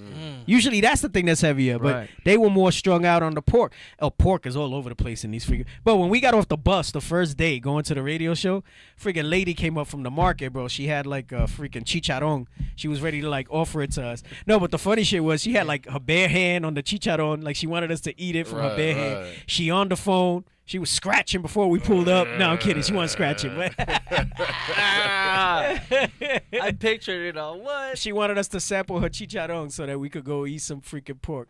Anyway, go ahead. Keep going. Keep going. All right. Bro, I'm telling you, people were with it. People were with it. Keep going. I know, especially brothers out here in Arizona. That's heat for you, seeing all that. Yeah, some of y'all wouldn't know how to act with that many people. For that's Officer Joshua. Yes. That was the other cameraman. He also taught. I think he taught on the third day. Good brother too, man. Like just real in it. He did some great drone shots too. Bro, people were listening, bro. They were receptive. They would stay. It wasn't like, you know. Again, it was very few that refused the word. Go ahead, keep going. Keep going. Look, that sister Pop, she sat down, started taking notes. I noticed that in the video in the beginning. Yep, she sat down, started taking notes. Keep going. Keep going. That's again another shot all the way up there. Okay, keep going. Yeah. Look at you. Yeah, so we stayed till dark on the last day. Yo, so camp was fire. It was hours out there. Yeah, bro. No, and we would have Officer stayed. Joshua. We would have stayed more. Yeah, that's Officer Joshua. Good brother too. All right. Hey, go back. What tribe is he? For brothers out there, like, oh, Is he from no, what is he? I think he's Judah. Is he Judah? Yeah, bro. No, he's not. Yes. No. Yes. No. He's Judah, bro. He's on the Northern Kingdom team. I know, but he speaks Spanish. He's Judah, bro. Officer Joshua, if you see us, if someone from, I think he's Judah. Is he bro. Judah? He was on the IT team national with us and for men's conference in Chicago and in Philly. I didn't even know. Yes, I think he's one of them brothers that. Well, this brother's Judah. Yeah, he's one of like this brothers that when we're like, oh snap, This I was brother's like, Judah. no. He's like, just like Gideon, bro, from Puerto Rico. He's Judah, bro. Yep. And I was like, you Yeah. Gideon's Judah. But he looks Puerto Rican. Uh-huh. He plays. So yes, I think he's one of the other ones. Go ahead, keep going. Watch it not be true. You got all excited. No, I believe he is, bro. Yeah, we had our own lights out there because it was a major hub, so it was dark at that point, and we were still able to just rock. But go ahead, keep going. Let's finish these, and then and that's just some action, like some shots of the city and stuff. Go ahead. That's pretty cool. Yeah. So it's like everything's built on plateaus. Right. It's the second highest elevation. All right. Yeah, keep going. So So that's the men's rehab. They all had their Bibles out. Are they We're all going over that. They heavy with the masks on or no? I see one person have masks and then it's not like America. Nah. It wasn't crazy. It wasn't crazy with the mask over there. Hey, their rehab's wild, bro. They locked them in, bro. There was no less than 5 gates that we had to get through with padlocks. Like they're like, yo, you want to recover? You getting locked in, bro. Yeah, and we had to like climb a hill, a cobblestone mountain, and all types of stuff, bro. They don't let them go out for food. They got like They voluntarily put themselves in there? They voluntarily put themselves in that program, bro. And they get locked for in. like drugs and stuff. Some of them are drugs, just different lifestyles, different stuff coming out of and stuff like that. Go ahead, keep going. Keep going. Let's finish these. Go ahead. Let's finish these, and then I want to get into one of the observations though to show you how virulent Americanism is. Is that it? Is that all of them? Is that all of them? Did you guys freeze back there? I think that's it. Yeah. That's it? Yep. Okay, all right.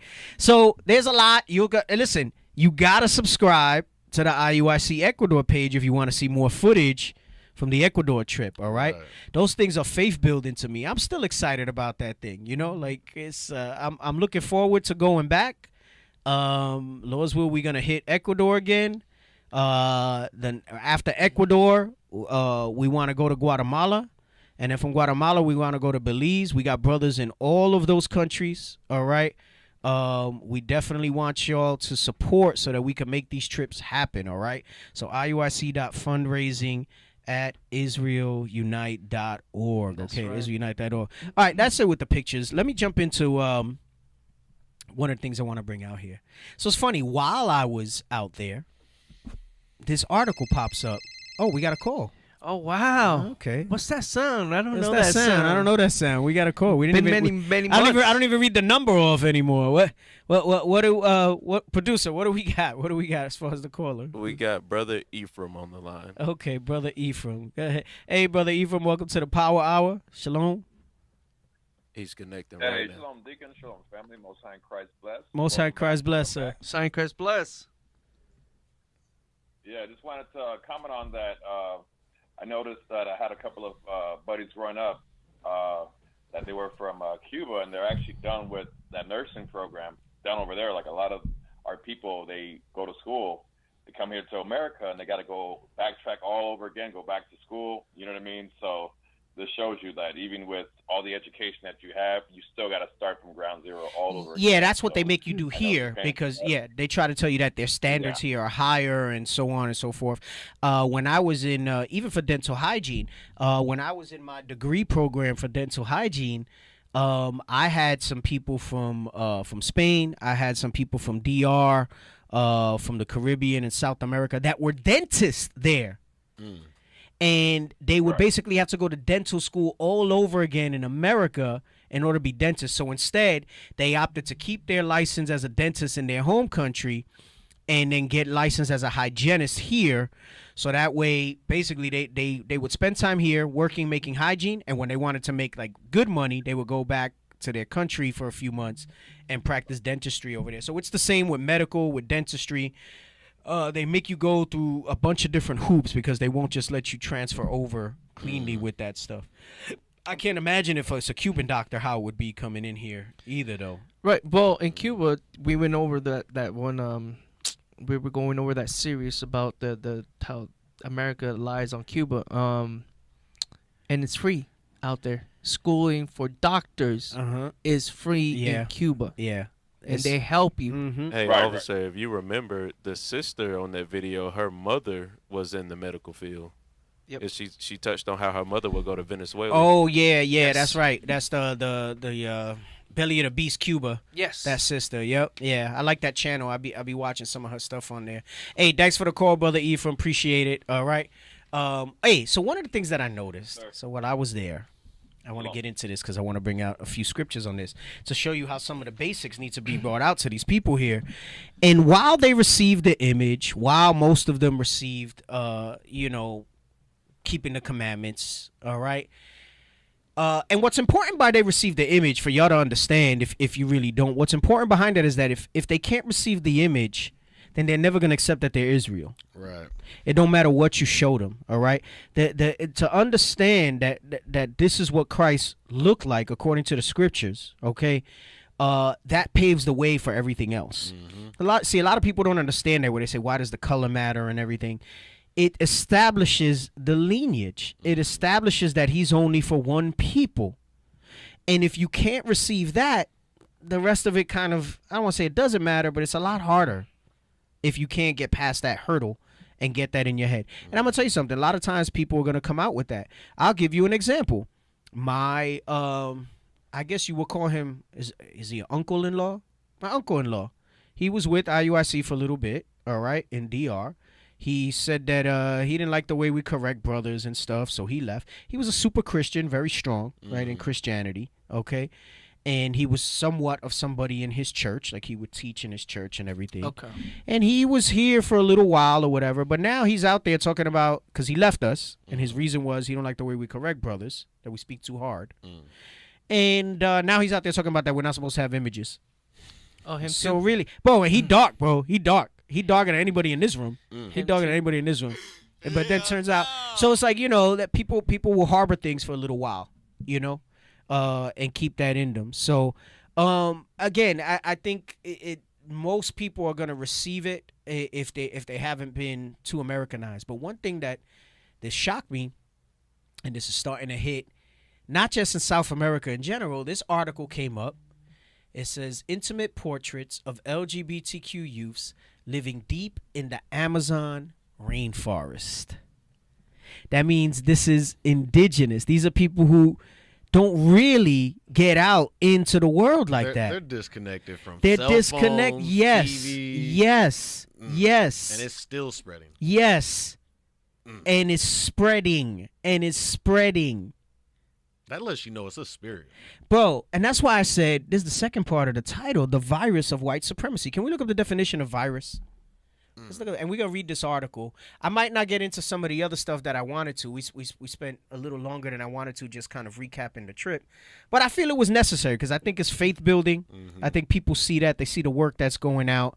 And you see that it's bigger than just what we're doing here in America. Because they'll have you believe that what they call Hebrew Israelism is just an American thing, and it's because of we're disenchanted in America. No, they're disenchanted everywhere. All right, wherever our people are, they know that stuff, right? Samoans are Japhet. All right, Samoans are Japhet, Caterpillar J. Those, and so like Hawaiians, Tongans, Samoans, stuff like that. That's Japhet. Now, that's not to say that there might not be some of our people amongst them, right? Because The Rock supposedly part Samoan, but his pops is Judah, right? So, you know, we scattered everywhere. There's a remnant. There's a remnant everywhere. But in general, no, we wouldn't blanket say the Samoans are us. They're more. Most of them are more than likely Japhet. But again, we're everywhere. Right. Right. I mean, some Filipinos are us. Right. Right. Filipinos are and Bishop didn't get too scattered. much into it when he was talking about Japhet on Saturday, but that's what he was basically trying to say when he was like, yes, Filipinos would fall under Japhet, but not entirely, because you had Ephraim and Issachar that were brought there in captivity in droves to farm the land over there. That's the history with the Filipinos. That's why a lot of them will have like conquistador last names or so-called Spanish last names, and some of them tend to look very typical Northern Kingdom. I say typical because Northern Kingdom has different looks, just like Judah has different looks. But the prototypical, stereotypical look, a lot of Filipinos have that. So there's a remnant of us mixed in the Philippines as well. And also, I was reading. I mean, Pacquiao got hands, so that's probably. He's probably. That's probably us. It's probably us. That's right. I was reading like a week or two ago how also a lot of Mexicans went to Hawaii to teach them how to do the farming and how to horses. So and a lot of them stay there. So a lot of them mixing went on. Right. So no, get me the one that I posted from Dictionary. You know, they call the Filipinos like the ghetto Chinese too. That's a nickname for them. I posted it from dictionary.com into the group. Right. What are you saying? They call them the ghetto Chinese? Yeah, Filipino people call like the ghetto Chinese people. The hell is there we go. There we go. Who's panicking back there? Go to number 3. All right. So when I say the virus of white supremacy, it's that white supremacy acts like a viral disease, right? It replicates. It goes off the cells of living hosts, right? It hijacks it. But number 3 is the definition that I want. And read that real quick. Virus, a corrupting influence on morals or the intellect. Poison. Poison. Get me that in, is it Micah? About this place is polluted. It will destroy you with a sword destruction. Yes, sir. All right. White supremacy is a virus, okay? It's a corrupting influence on the morals or the intellect. It's poison to our people. As you'll see when we read this article, how the LGBTQ, even in Ecuador, it wasn't all over. But you started to see, but that's how it starts, right? Like when COVID hit, right? It was like, oh, there's only 500 cases. There's only this. And then before you knew it, it was millions of cases, right? And it spread. Everywhere. Right. And that's how it works, okay? And this is what I'm saying. While some influences don't get in, you got to understand something. What comes with Christianity is all the ideals of America, all right? Because remember, Catholicism is where Christianity began, and Catholicism is a Roman made up religion. They call it Roman Catholicism. Right. The United States is an extension of Rome.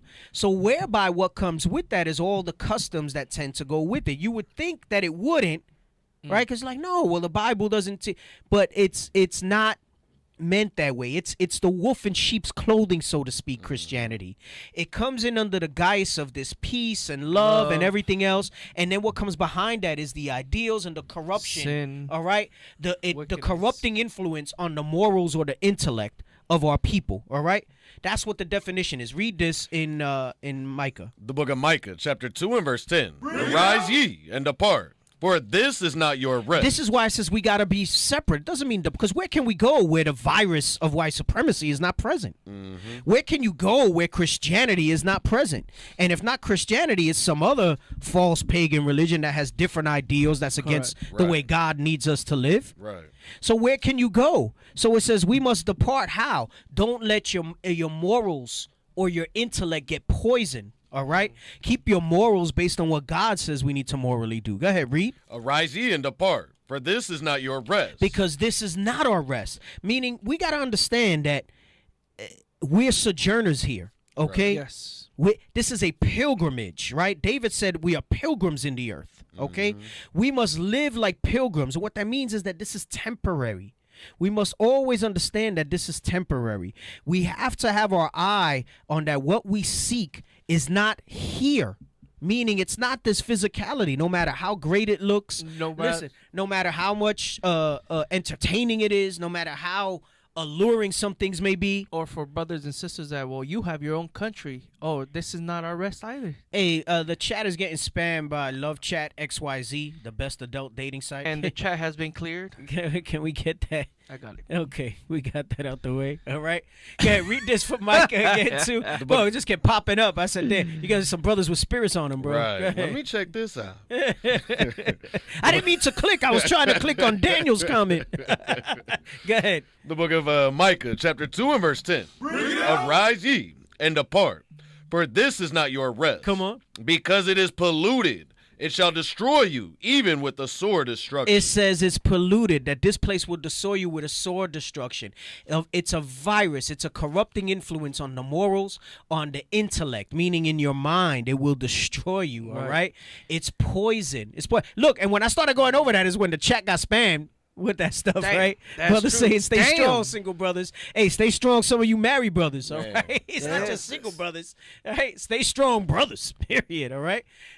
So you got something else that y'all want to bring up? I was gonna say I got a video right here that goes along with what you're saying. What is it? What is it?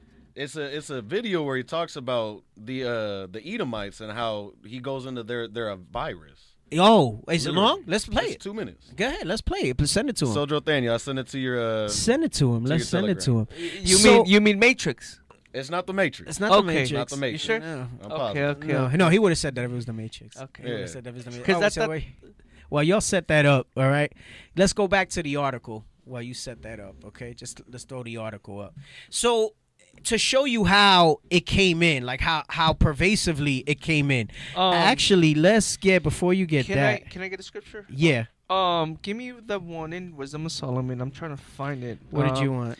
The one about press it down. Corruptible body. No. The one that says oh gosh, I'm gonna butcher it. Because I got 1426 about changing of kind. I don't know if that's what you were looking for. No, I'm looking for the one that says the thoughts of mortal men, for the corruptible body presseth down the soul. No. Give me 1 second. All right. While you do that, give me 2nd Ezra 5 and 7. Yes, sir. 2nd Ezra 5 yeah, and 7. 2nd Ezra 5 and 7. While you look for that, okay. The book of 2nd Ezra, chapter 5 and verse 7. And the Sodomite sea shall cast out fish and make a noise in the night. Right. So it's letting you know that in these last times, as this virus starts to creep in amongst our people, and that it poisons our intellect, that it poisons our morals, all right, which come by the Spirit of the Most High in Christ. It says that one of the ways that this will happen, it calls it the Sodomitish sea, letting you know that it's going to be so. Think of the characteristics of an ocean, right? Right. It's massive, right? Mm-hmm. It covers so much ground, okay? It beats against the rocks, and it calls this, and sodomite means homosexual. It says the Sodomitish sea shall cast out fish, meaning literally. You're going to start to, you don't even got to go looking for it, that the homosexuality is going to be in your face. They jumping out the water. It's going to be in your face, all right? Go ahead, read on. And make a noise in the night. Meaning that, remember, oftentimes we talk about how it came out of nowhere, that it's done subtle. Mm-hmm. What the hell had to happen for this thing to wind up in the Amazon? Bruh. It's talking about indigenous. Bruh. They not part of civilization. Esau going out there camping. Bro, and I'm going to show you because the guy who did the article, as I was reading it, I said, this guy got to be a homo. I said, the guy who wanted to spot like this had to be a homo. Yes. He had to be, and he is. He says he identifies as queer, the guy who wrote the article. Because, no, and I read the first sentence, it says, and then the guy in the article says, he says, oh, you're a photographer, you're going to be in town? Okay, you're taking my shots. Yeah. And he was like, okay. Like, it wasn't like. Yeah, when we read it, you'll see. Right?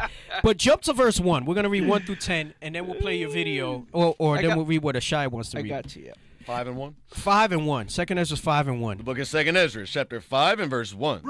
Nevertheless, as concerning the tokens, behold, the days shall come, that they which dwell upon the earth shall be taken in a great number. What? They're going to be taken in this virus. They're going to be taken in this poison of their morals, of their intellect. Come on. And the way of truth shall be hidden. And this is what you started to see from the time of the Greeks. I'm going to show you that. That's when the way of truth came to a point where it started to become harder and harder for people to repent. Really, ultimately, the way of truth fully got hidden when we went into captivity where we couldn't read. Right.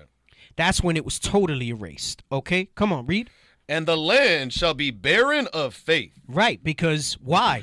Because the Bible will have been perverted. The true judgment, right? We will go without a king, without an image. Right. That's the fulfilling of that prophecy that you read in Hosea. Come on. Verse 2. But iniquity shall be increased above that which now thou seest. Right. Now, mind you, the iniquity was heavy back then, but he says that in these last days, you're going to see iniquity increased above that which thou now seest. Ezra's, come on. Or that thou hast heard long ago. And it's going to be more than what you heard about historically. Come on. Verse 3. And the land that thou seest now to have root, shalt thou see wasted suddenly. Come on. But if the Most High grant thee to live, thou shalt see after the third trumpet that the sun shall suddenly shine again in the night, and the moon thrice in the day. Meaning that wisdom is going to come back into the earth. You're going to see your teachers. Thine eyes shall see thy teachers, all right? They stood upon their feet, an exceeding great army. Come on, read. Verse 5.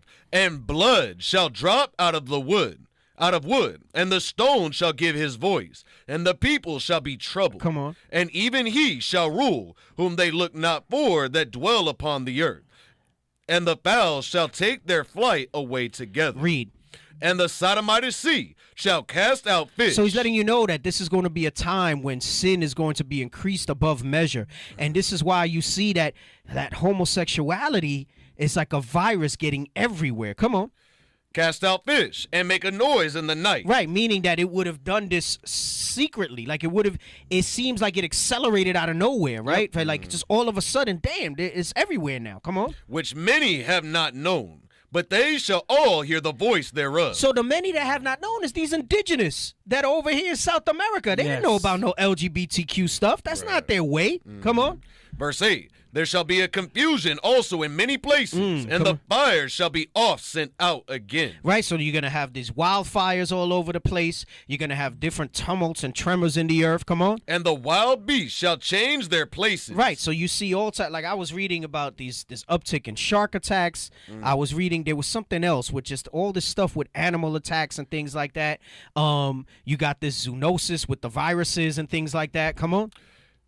And which many have not.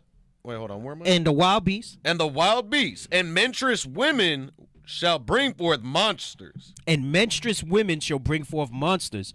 Man, you got these kids, man. They no good nowadays.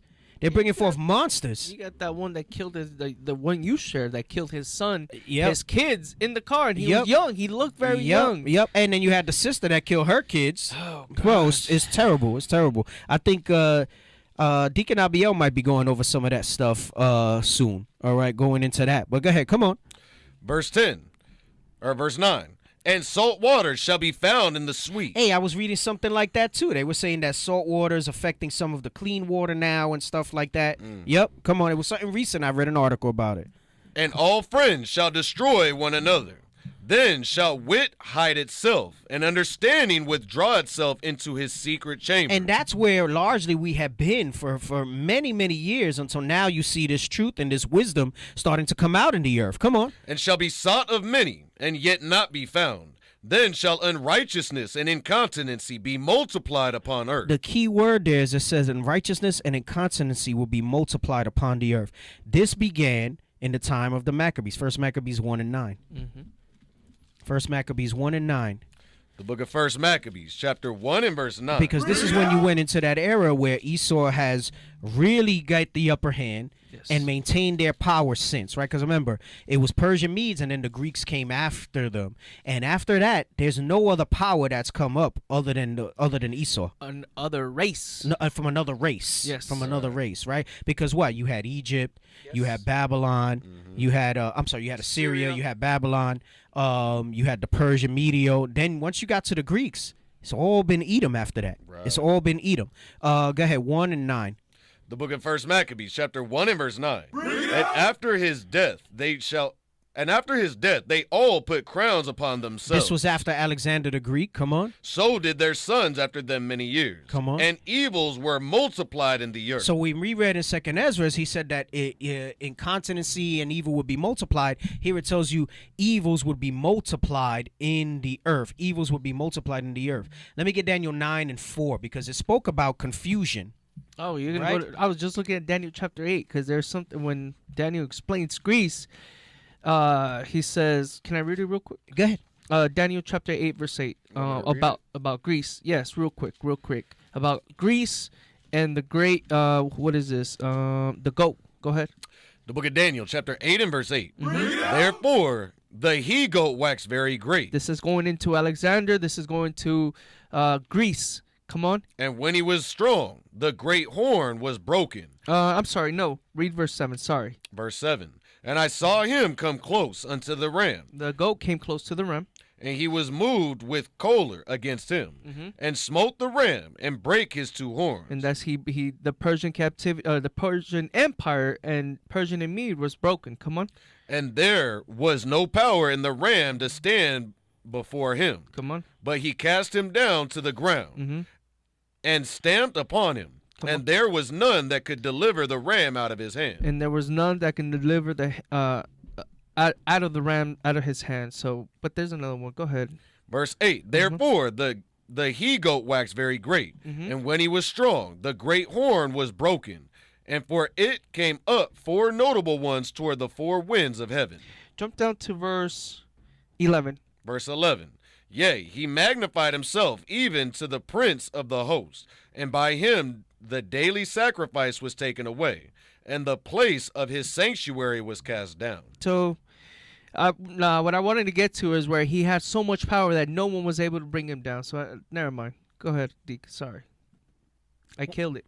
Who raised you? I was trying to find it. Look, man, he got us going all over the place. Everybody waiting for the smoke. Daniel chapter 8. Let's start at verse 1. Nah, I'm just kidding. My goodness. Let's go to Daniel 9 and 4. Thank you. The book of Daniel, chapter 9 and verse 4. And I prayed unto the Lord my God, and made my confession, and said, O Lord, the great and dreadful God, keeping the covenant and mercy to them that love him, and to them that keep his commandments. Hey, that's another one that you can bring out when you're trying to like deal with the old covenant and everything. He says he keeps his covenant with them that keep his commandments, all right? Yeah. His covenant and his mercy is to them that love him, because they'll tell you mercy is without keeping the commandments, right? That's another good one you can use to bring out when you're precepting with like your Hebrews 8, your Hebrews 10, when you talk about the law, all right? That's another one that can go with that. Come on. Verse 5. We have sinned, and have committed iniquity, and have done wickedly, and have rebelled, even by departing from thy precepts and from thy judgments. Right, because sin is transgression of the law. Come on. Neither have we hearkened unto thy servants and prophets. Right, because the servants and prophets, I was going to go into it at more length, but we don't have time, and I want to read the article and play this video, was the laws on homosexuality, right? You find that in the law. Okay, you find discussions on that in the prophets, and it says we haven't hearkened unto that. Come on. Which spake in thy name to our kings, our princes, and our fathers, and to all the people of the land. Come on. O Lord, righteousness belongeth unto thee. Meaning that when you want to know what's right and wrong, what's good and evil, all right, you go to the law. Because only God knows what's righteousness, right? That's why in Romans 7, he says the law is good and holy. Right. Okay, come on, read. But unto us, confusion of faces. He says, but unto us, because we strayed from that righteousness, because we did not want to heed to what the prophets and the law and the forefathers said. He said, we get confusion of faces. In what way? We get confusion of faces as far as identity, calling ourselves Puerto Rican, Mexican, Ecuadorian, Black, African American, whatever it is that you bring out, okay? But how else do you get confusion of faces? You go into this LGBTQ stuff. That's confusion as well. We read that in 2nd Ezra. It said, after it said the Sodomite sea would cast out its fish in the night, it said that there would be much confusion in the earth. And that confusion of faces deals into what? I'm so confused that I don't know if I'm a man or a woman. Mistaking a woman for a man. Right. Yeah. It's confusion, even amongst ourselves, that we're going to walk around and there's going to be some of us who are going to be and have this mentality. Come on, read. As at this day, to the men of Judah. Right, Southern Kingdom. And to the inhabitants of Jerusalem. And Northern Kingdom. Come on. And unto all Israel. Read. That are near and that are far off. And that's the part that I wanted to bring out, because while it was shocking to me that this thing even reached the Amazon, it says that this confusion of faces was going to be to all Israel that are near or far off. Come on. Damn. Through all the countries whither thou hast driven them. Wherever we are, these things will follow us. Come on. Because of their trespass that they have trespassed against thee. Because we sinned against God. Because if we'd have stayed keeping those commandments, these things would have never touched us. Come on, read on. O Lord, to us belongeth confusion of face. To our kings, to our princes. Our leaders are confused as well. They're passing laws that allow this type of stuff. They're teaching these same lies and this evil to us. Come on. And to our fathers, because we have sinned against thee. Because we have sinned against them. Let's get Wisdom 14:26. Can I redeem myself? After I read Wisdom 14:26. Yes, sir. It better be a good redemption. Yes. The book of Wisdom of Solomon, chapter 14, verse 26. This goes with the confusion of faces and that LGBTQ stuff. Come on. Disquieting of good men. Come on. Forgetfulness of good terms. Right. Defiling of souls. Changing of kind. Changing of kind. So now you're saying I want to be transgender. I want to be a transvestite. All that type of stuff. Is that it on that verse? Disorder in marriages. Look at that. Disorder in marriages. That's what you're seeing now, too. There's no sanctity in that anymore. Come on. Adultery and shameless uncleanness. And shameless uncleanness, all right? Shameless, meaning that you're out there. Not giving a damn. You don't care. Exactly. You don't care. Hey, I'm gay. I'm this. I'm that. I like Rod. I like munching carpet. It don't matter. Bruh. Shameless. That's what they run around doing. That's what they run around doing.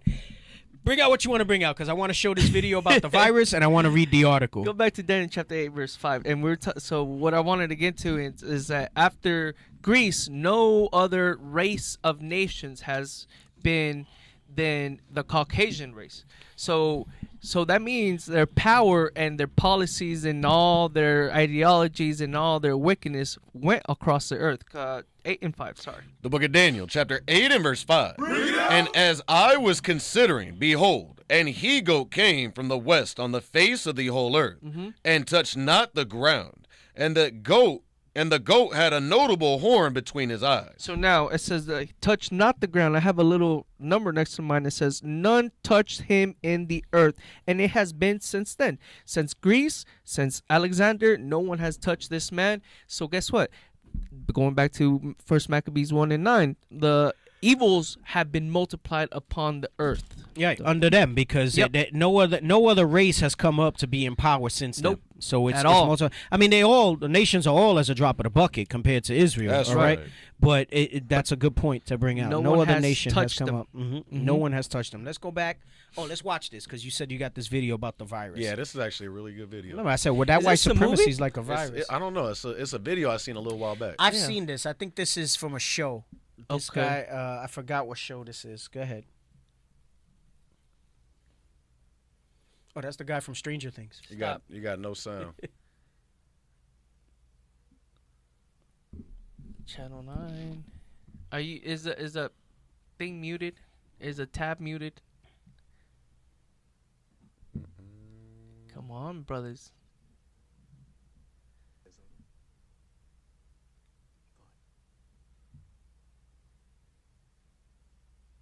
Alrighty then. This Power Hour is brought to you by IUIC TV. It's just quiet. You can hear it, but it's quiet now. Turn it up. Channel 9. Okay. Say something. You want me to say something? There we go. Fine. I'll say something. You people. race. You are a virus. You destroy the world. Everything beautiful you poison. You drag us from our homes. That's literally everything you rape were saying, our D. daughters, murder our sons. You crack our spines and do all you can to break our will. You stab us. Then you put the knife in our hand and tell us it's our fault. And if you don't do it yourself, you stand by, close your eyes, and pretend there's nothing wrong. And then you pray to your God to silence our screams so that you can enjoy the happiness that we built for you with our blood. But it's not your fault. It's the only way you know how to be. And the only thing that will change anything is if another virus comes along and does to you what you do to us. And I hope that happens very soon. Oh, it surely will. Man. It surely will. It surely will. It surely will. Oh, man, that's that phenomenon that's going to come out. Right. Damn. I don't need to hear what he got to say. Leave that. That's it. That's all we needed on that. That's all we needed on that. Damn, it's a virus. Let's go back to the article. I got to read this part, man. We got to get this in. I had some stuff. I was going to go over a little bit of understanding some more on Ecuador, South America. But we'll talk about, Lord's will, we'll talk about that on next show. I'll bring my book. I'll be ready. Yeah. I'll bring the other book so we can talk about the Solomon's Navy and stuff. I'll bring it, the Atkinson's casket. Is it going to be the hour plus and a half? I don't know. We'll see how it goes. All right, so they got this picture here. This is the I think the main guy in the article that he mentions. Yes. That's a man. All right. Brothers, Wendell. Brothers, calm down. There's 9 pictures. Go through some of the pictures. People like pictures. Okay, scroll. Let me see what else they got.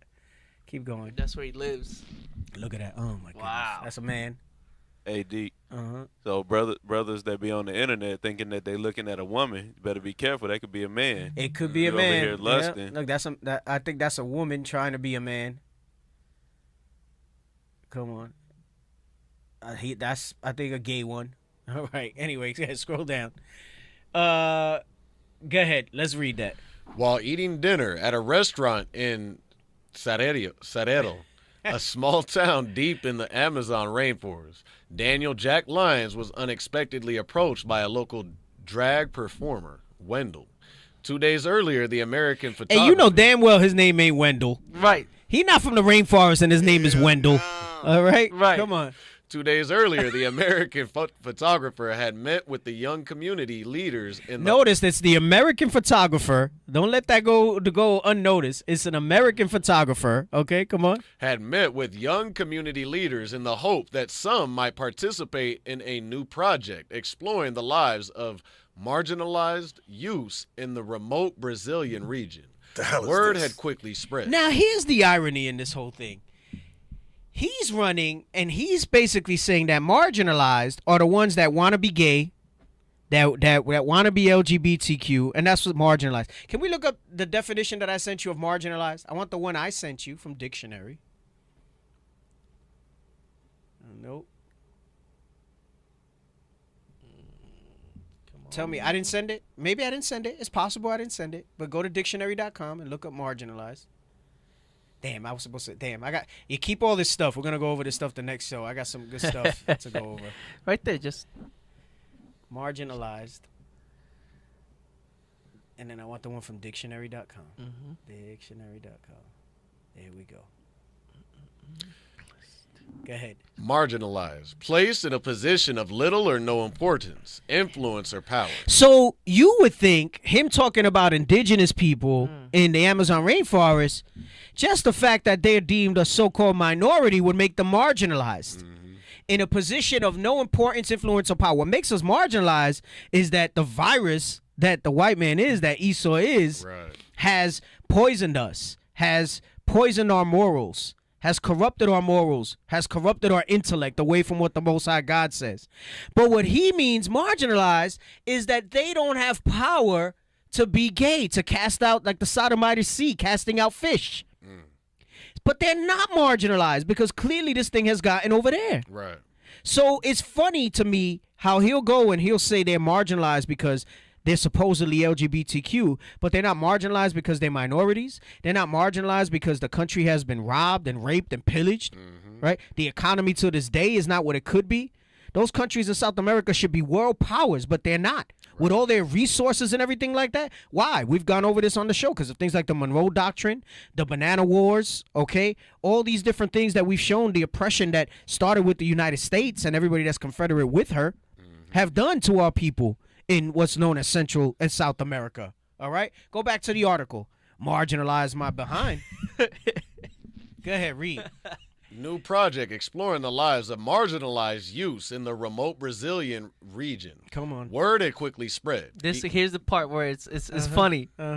He came up to me and said, "You're the photographer. I'm a drag queen, and you're photographing me on Thursday." The hell is this? Lyons recalled a new phone interview. The pair met up, and the resulting portrait, Wendell staring defiantly at the camera with a lit matchstick in his mouth, went on to become the standout image in Lyons' dreamy new coming-of-age series. Like a river, but as both a photographer and a trained anthropologist, Lyons appears more interested in the human stories behind his pictures. See, anthropology doesn't deal, it's not sociology. Anthropology deals with like the bones, excavation of ancient civilizations and things like that with the past, right? Sociology deals with the mindset. So this guy, like, I said, something's wrong. I said, this photographer must be gay. Yes. I said, he probably went there and he's probably linking up with these guys and all this stuff like that, right? I'll make you famous. But go ahead, keep reading.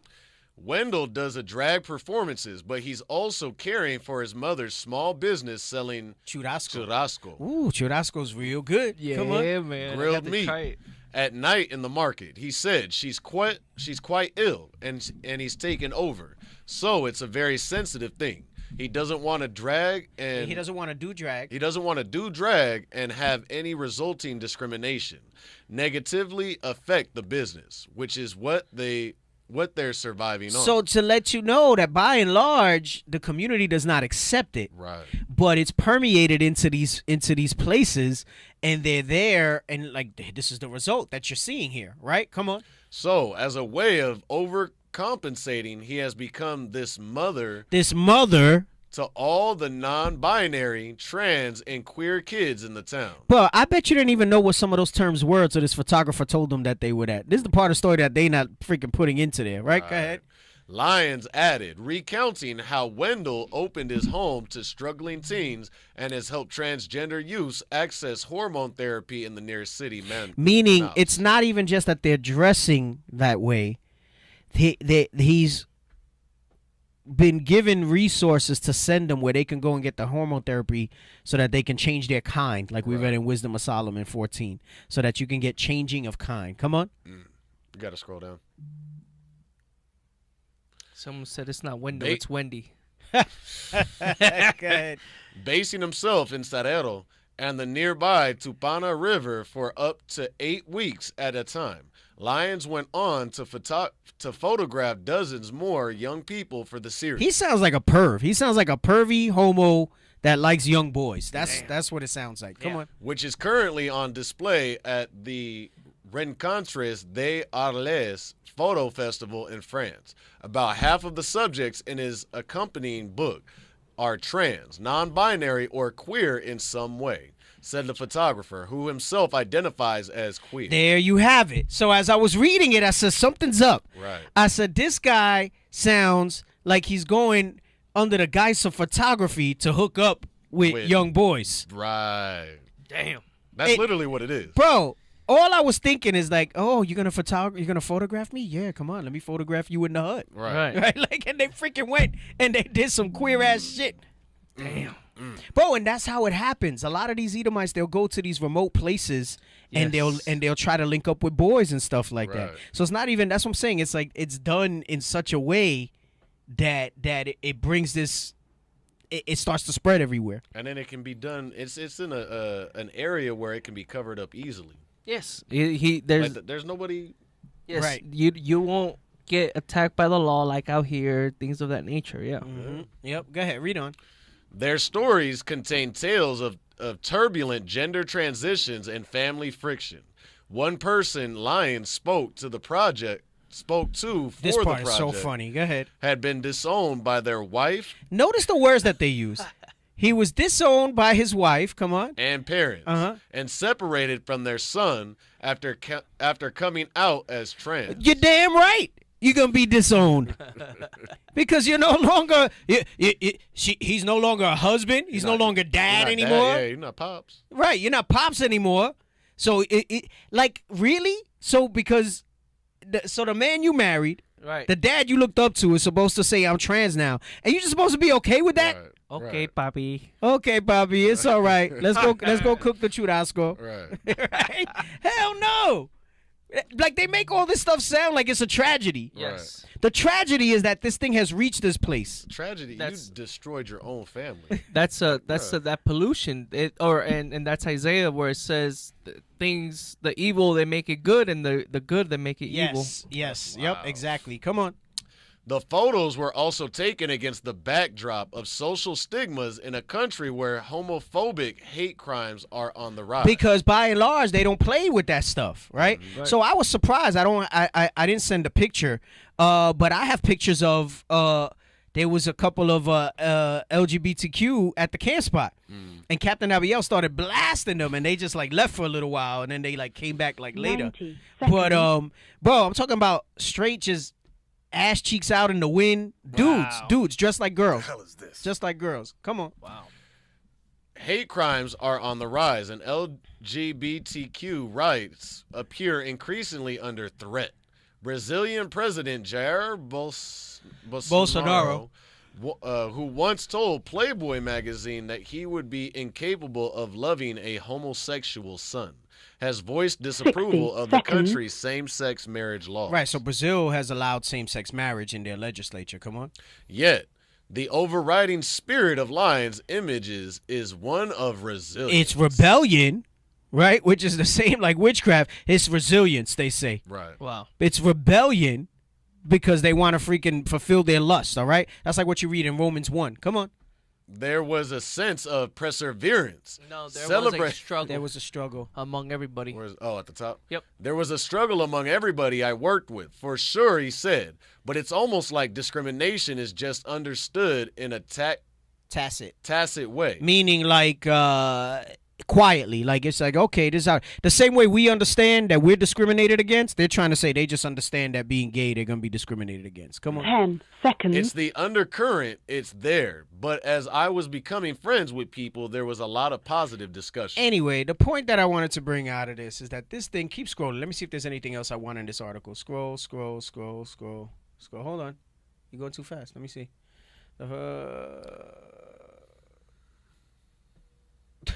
Okay, I got to read that part. Oh, scroll up.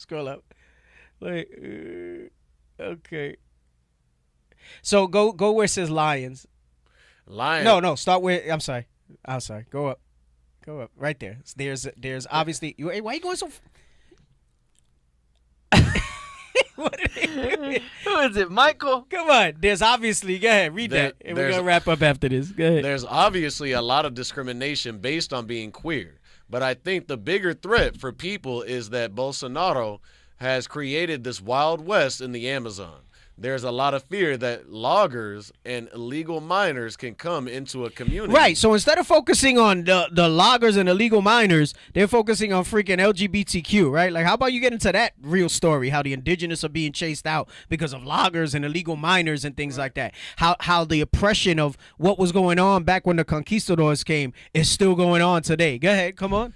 Can come into a community, he added, referring to recent reports of miners attacking indigenous villages in the hunt for gold and other resources. But that's not the story. The story is LGBTQ somehow in the Amazon rainforest. Come on, read. Lyons, who has previously produced series on marginalized youth in Mozambique and Ukraine. Meaning when he says marginalized, he's not talking about that they're marginalized because they're a minority. Right. He's not talking about they're marginalized because of miners and illegal loggers coming in hunting for gold. They're marginalized because they're gay in a place where they know that gay is not right. Right. Go ahead.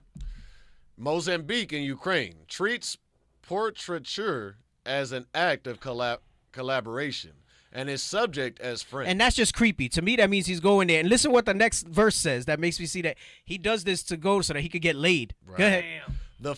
The photographer focuses on building relationships before picking up his camera. I could turn you into a movie star. Yep.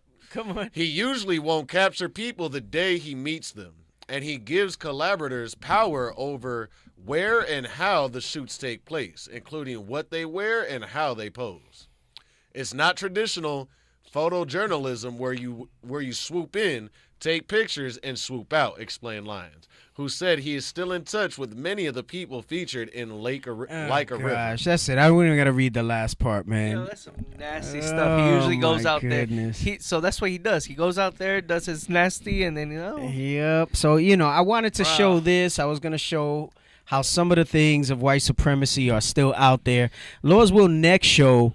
I'll go over into a little more. I want to go more into the geography, into a little bit of the history of Asher somewhat, yes, and break that down. So we'll see. We won't have the show next Wednesday because we got men's conference coming up. People will be traveling and whatnot, so we will not have a live show next Wednesday. Maybe we'll throw a replay up. And what do we got Saturday? Spanish or English? I forgot. Well, we also have the Power Hour on Facebook on Saturdays, 11 a.m. Arizona time. English. All right. We got the English Power Hour, right? We got the officers that host that. Okay. That'll be on Saturday. Hey, brothers and sisters, like the Ecuador page, all right? IUIC Ecuador on YouTube. Let's get those subscribers up, all right? We had, 400-something, almost 500 watching at some point tonight.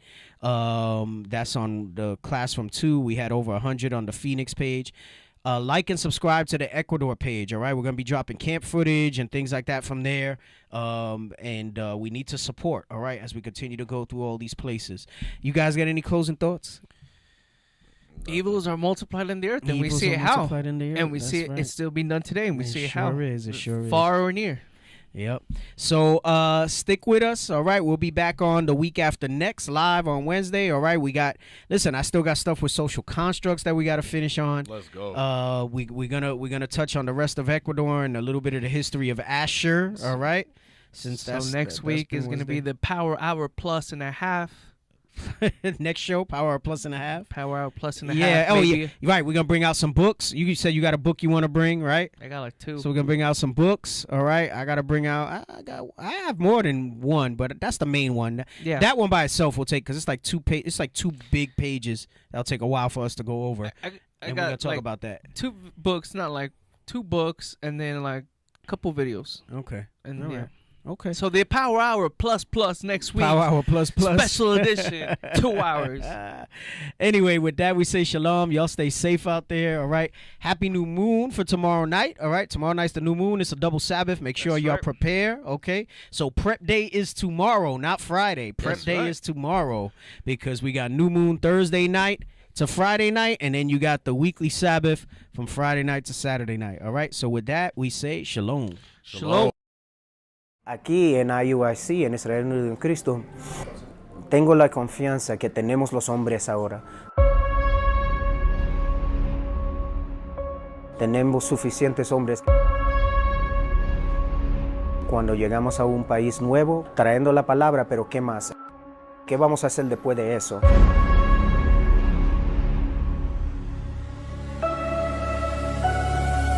Ellos van a necesitar el apoyo a seguir con esto. Iconoclasta, porque eso es cuando ellos cogen las imágenes. Mira espada y vivió.